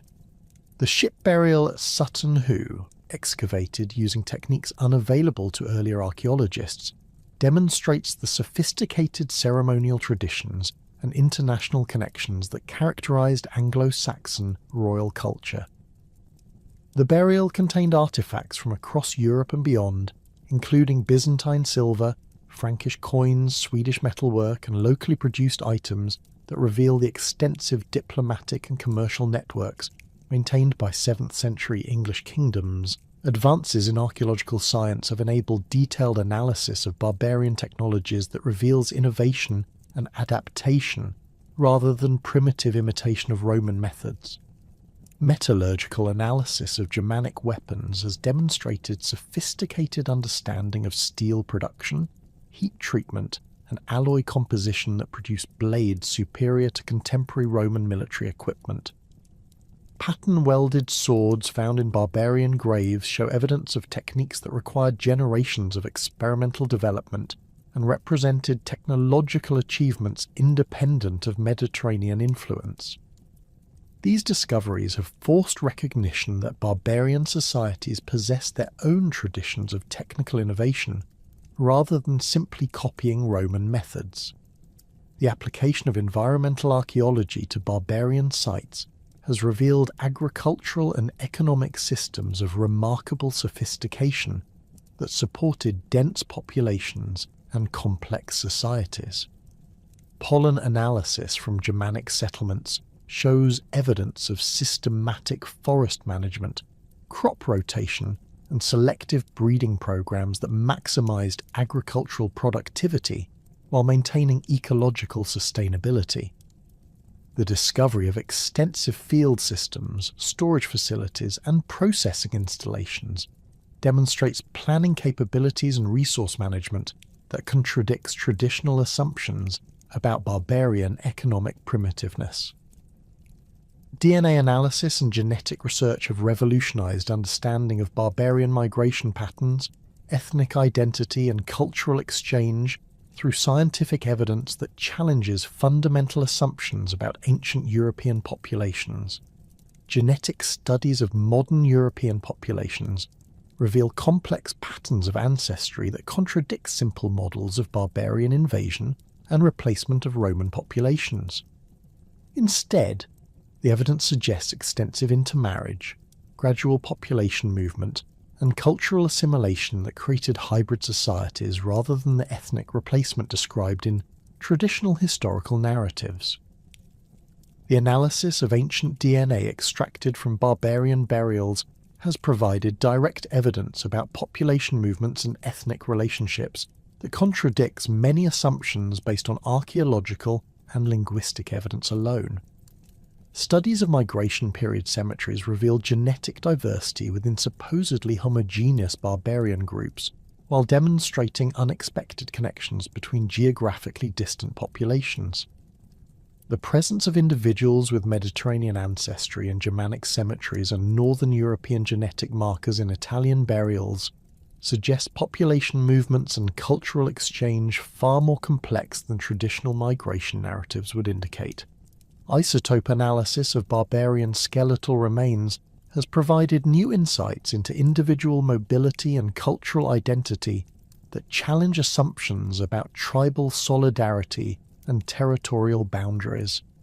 Studies of tooth enamel and bone chemistry reveal that many individuals buried in barbarian cemeteries had spent significant portions of their lives in regions far from their final resting places, suggesting mobility patterns and cultural flexibility that contradict models of fixed tribal territories and ethnic boundaries.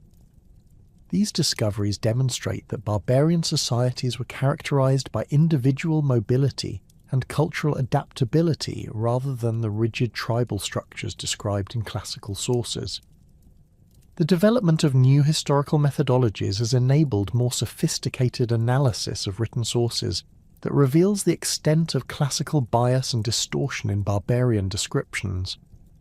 Comparative analysis of Greek and Roman ethnographic writing demonstrates systematic patterns of stereotyping and cultural prejudice that shape descriptions of barbarian peoples according to preconceived categories rather than actual observation. The recognition of these biases has forced fundamental reassessment of classical sources and greater reliance on archaeological evidence for understanding barbarian societies.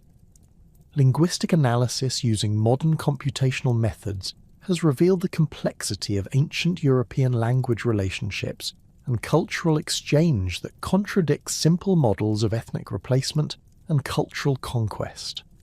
The survival of pre-Indo-European substrate languages in regions supposedly conquered by barbarian peoples suggests cultural continuity and population mixing rather than complete replacement. The extensive borrowing between Germanic, Celtic, and Romance languages demonstrates ongoing cultural contact and mutual influence that created hybrid linguistic traditions throughout post-Roman Europe. The study of barbarian legal traditions through comparative analysis has revealed sophisticated jurisprudential concepts and administrative practices that influenced European legal development for centuries. Germanic law codes demonstrate understanding of property rights, criminal procedure, and judicial authority that adapted traditional customs to complex territorial states while preserving essential cultural values. The influence of barbarian legal concepts on medieval European law extended far beyond simple preservation of Germanic customs to encompass fundamental principles of governance and social organization. The lasting impact of barbarian peoples on European languages reflects the extent of their cultural influence on medieval and modern European civilization.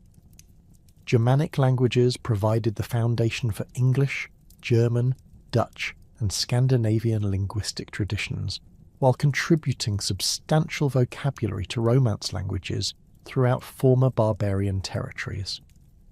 The persistence of Germanic legal terminology, military concepts, and social institutions in modern European languages demonstrates the profound influence of barbarian culture on European development despite centuries of political and religious transformation. Germanic legal concepts fundamentally shaped European approaches to property rights, individual liberty, and governmental authority through institutions that balanced royal power with traditional rights and local autonomy. The principle of consent in governance, preserved in Germanic assemblies and adapted to medieval parliamentary institutions, provided alternatives to absolute monarchy that influenced constitutional development throughout Europe. The concept of individual rights protected by customary law rather than royal grace created legal traditions that distinguished European political development from other world civilizations. The barbarian emphasis on personal loyalty and contractual obligation provided the foundation for feudal relationships that governed European society for centuries, while creating political structures that balanced central authority with local autonomy. The transformation of Germanic comitatus traditions into feudal contracts preserved concepts of mutual obligation and limited authority that prevented the development of absolute despotism while maintaining social hierarchy and military effectiveness. These institutional innovations created political systems capable of governing complex territorial states while preserving individual rights and local traditions. Barbarian military traditions profoundly influenced European warfare through tactical innovations, weapons technology, and concepts of military honour that shaped medieval chivalric culture. The Germanic emphasis on individual combat prowess within collective tactical frameworks created military traditions that balance personal achievement with unit cohesion.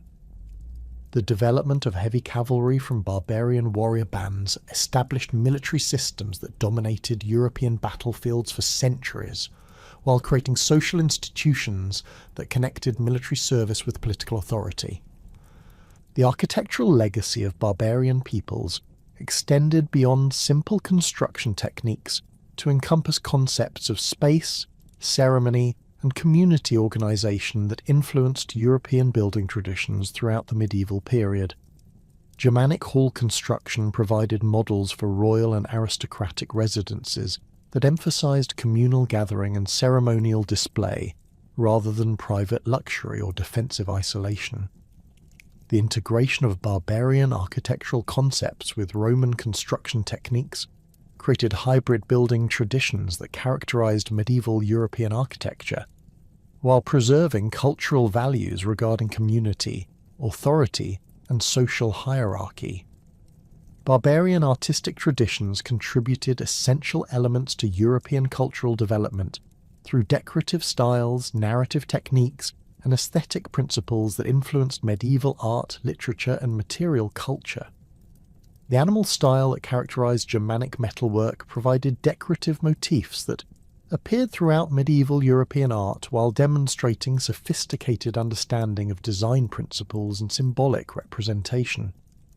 The preservation of barbarian oral traditions in medieval literature created narrative frameworks and heroic ideals that influenced European cultural development for centuries. The religious synthesis that emerged from barbarian conversion to Christianity created distinctive European forms of religious practice and theological understanding that balanced Christian doctrine with traditional cultural values.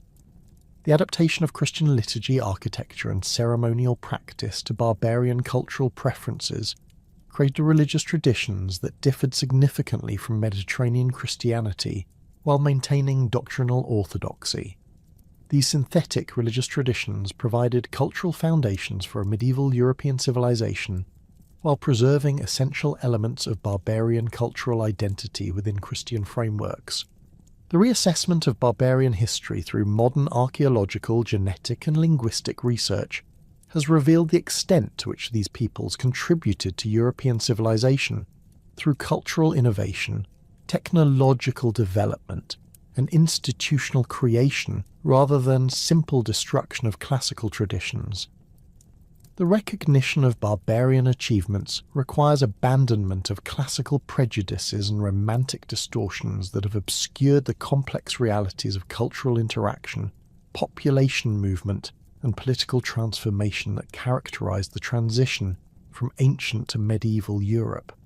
The legacy of barbarian peoples extends far beyond their role in the collapse of Roman imperial authority to encompass fundamental contributions to European political, legal, cultural, and social development that shaped the trajectory of Western civilization. Their influence on European languages, laws, customs, and political structures demonstrates the extent to which barbarian cultural traditions provided essential foundations for medieval and modern European society. The transformation of barbarian tribal confederations into territorial kingdoms established governmental institutions and cultural practices that influenced European development for over a millennium while creating the political foundations for modern European states. The enduring significance of barbarian history lies not in romantic mythologies about primitive virtue or racial superiority, but in the remarkable achievement of cultural synthesis that created European civilization through the integration of classical, barbarian, and Christian traditions. This synthesis required centuries of experimentation, adaptation, and innovation that produced entirely new forms of political organization, legal procedure, religious practice, and cultural expression. The barbarian contribution to this achievement deserves recognition as one of history's most successful examples of cultural transformation and institutional innovation, creating the foundations for European civilization, while preserving essential human values regarding individual dignity, community responsibility, and cultural continuity that continue to influence world development today.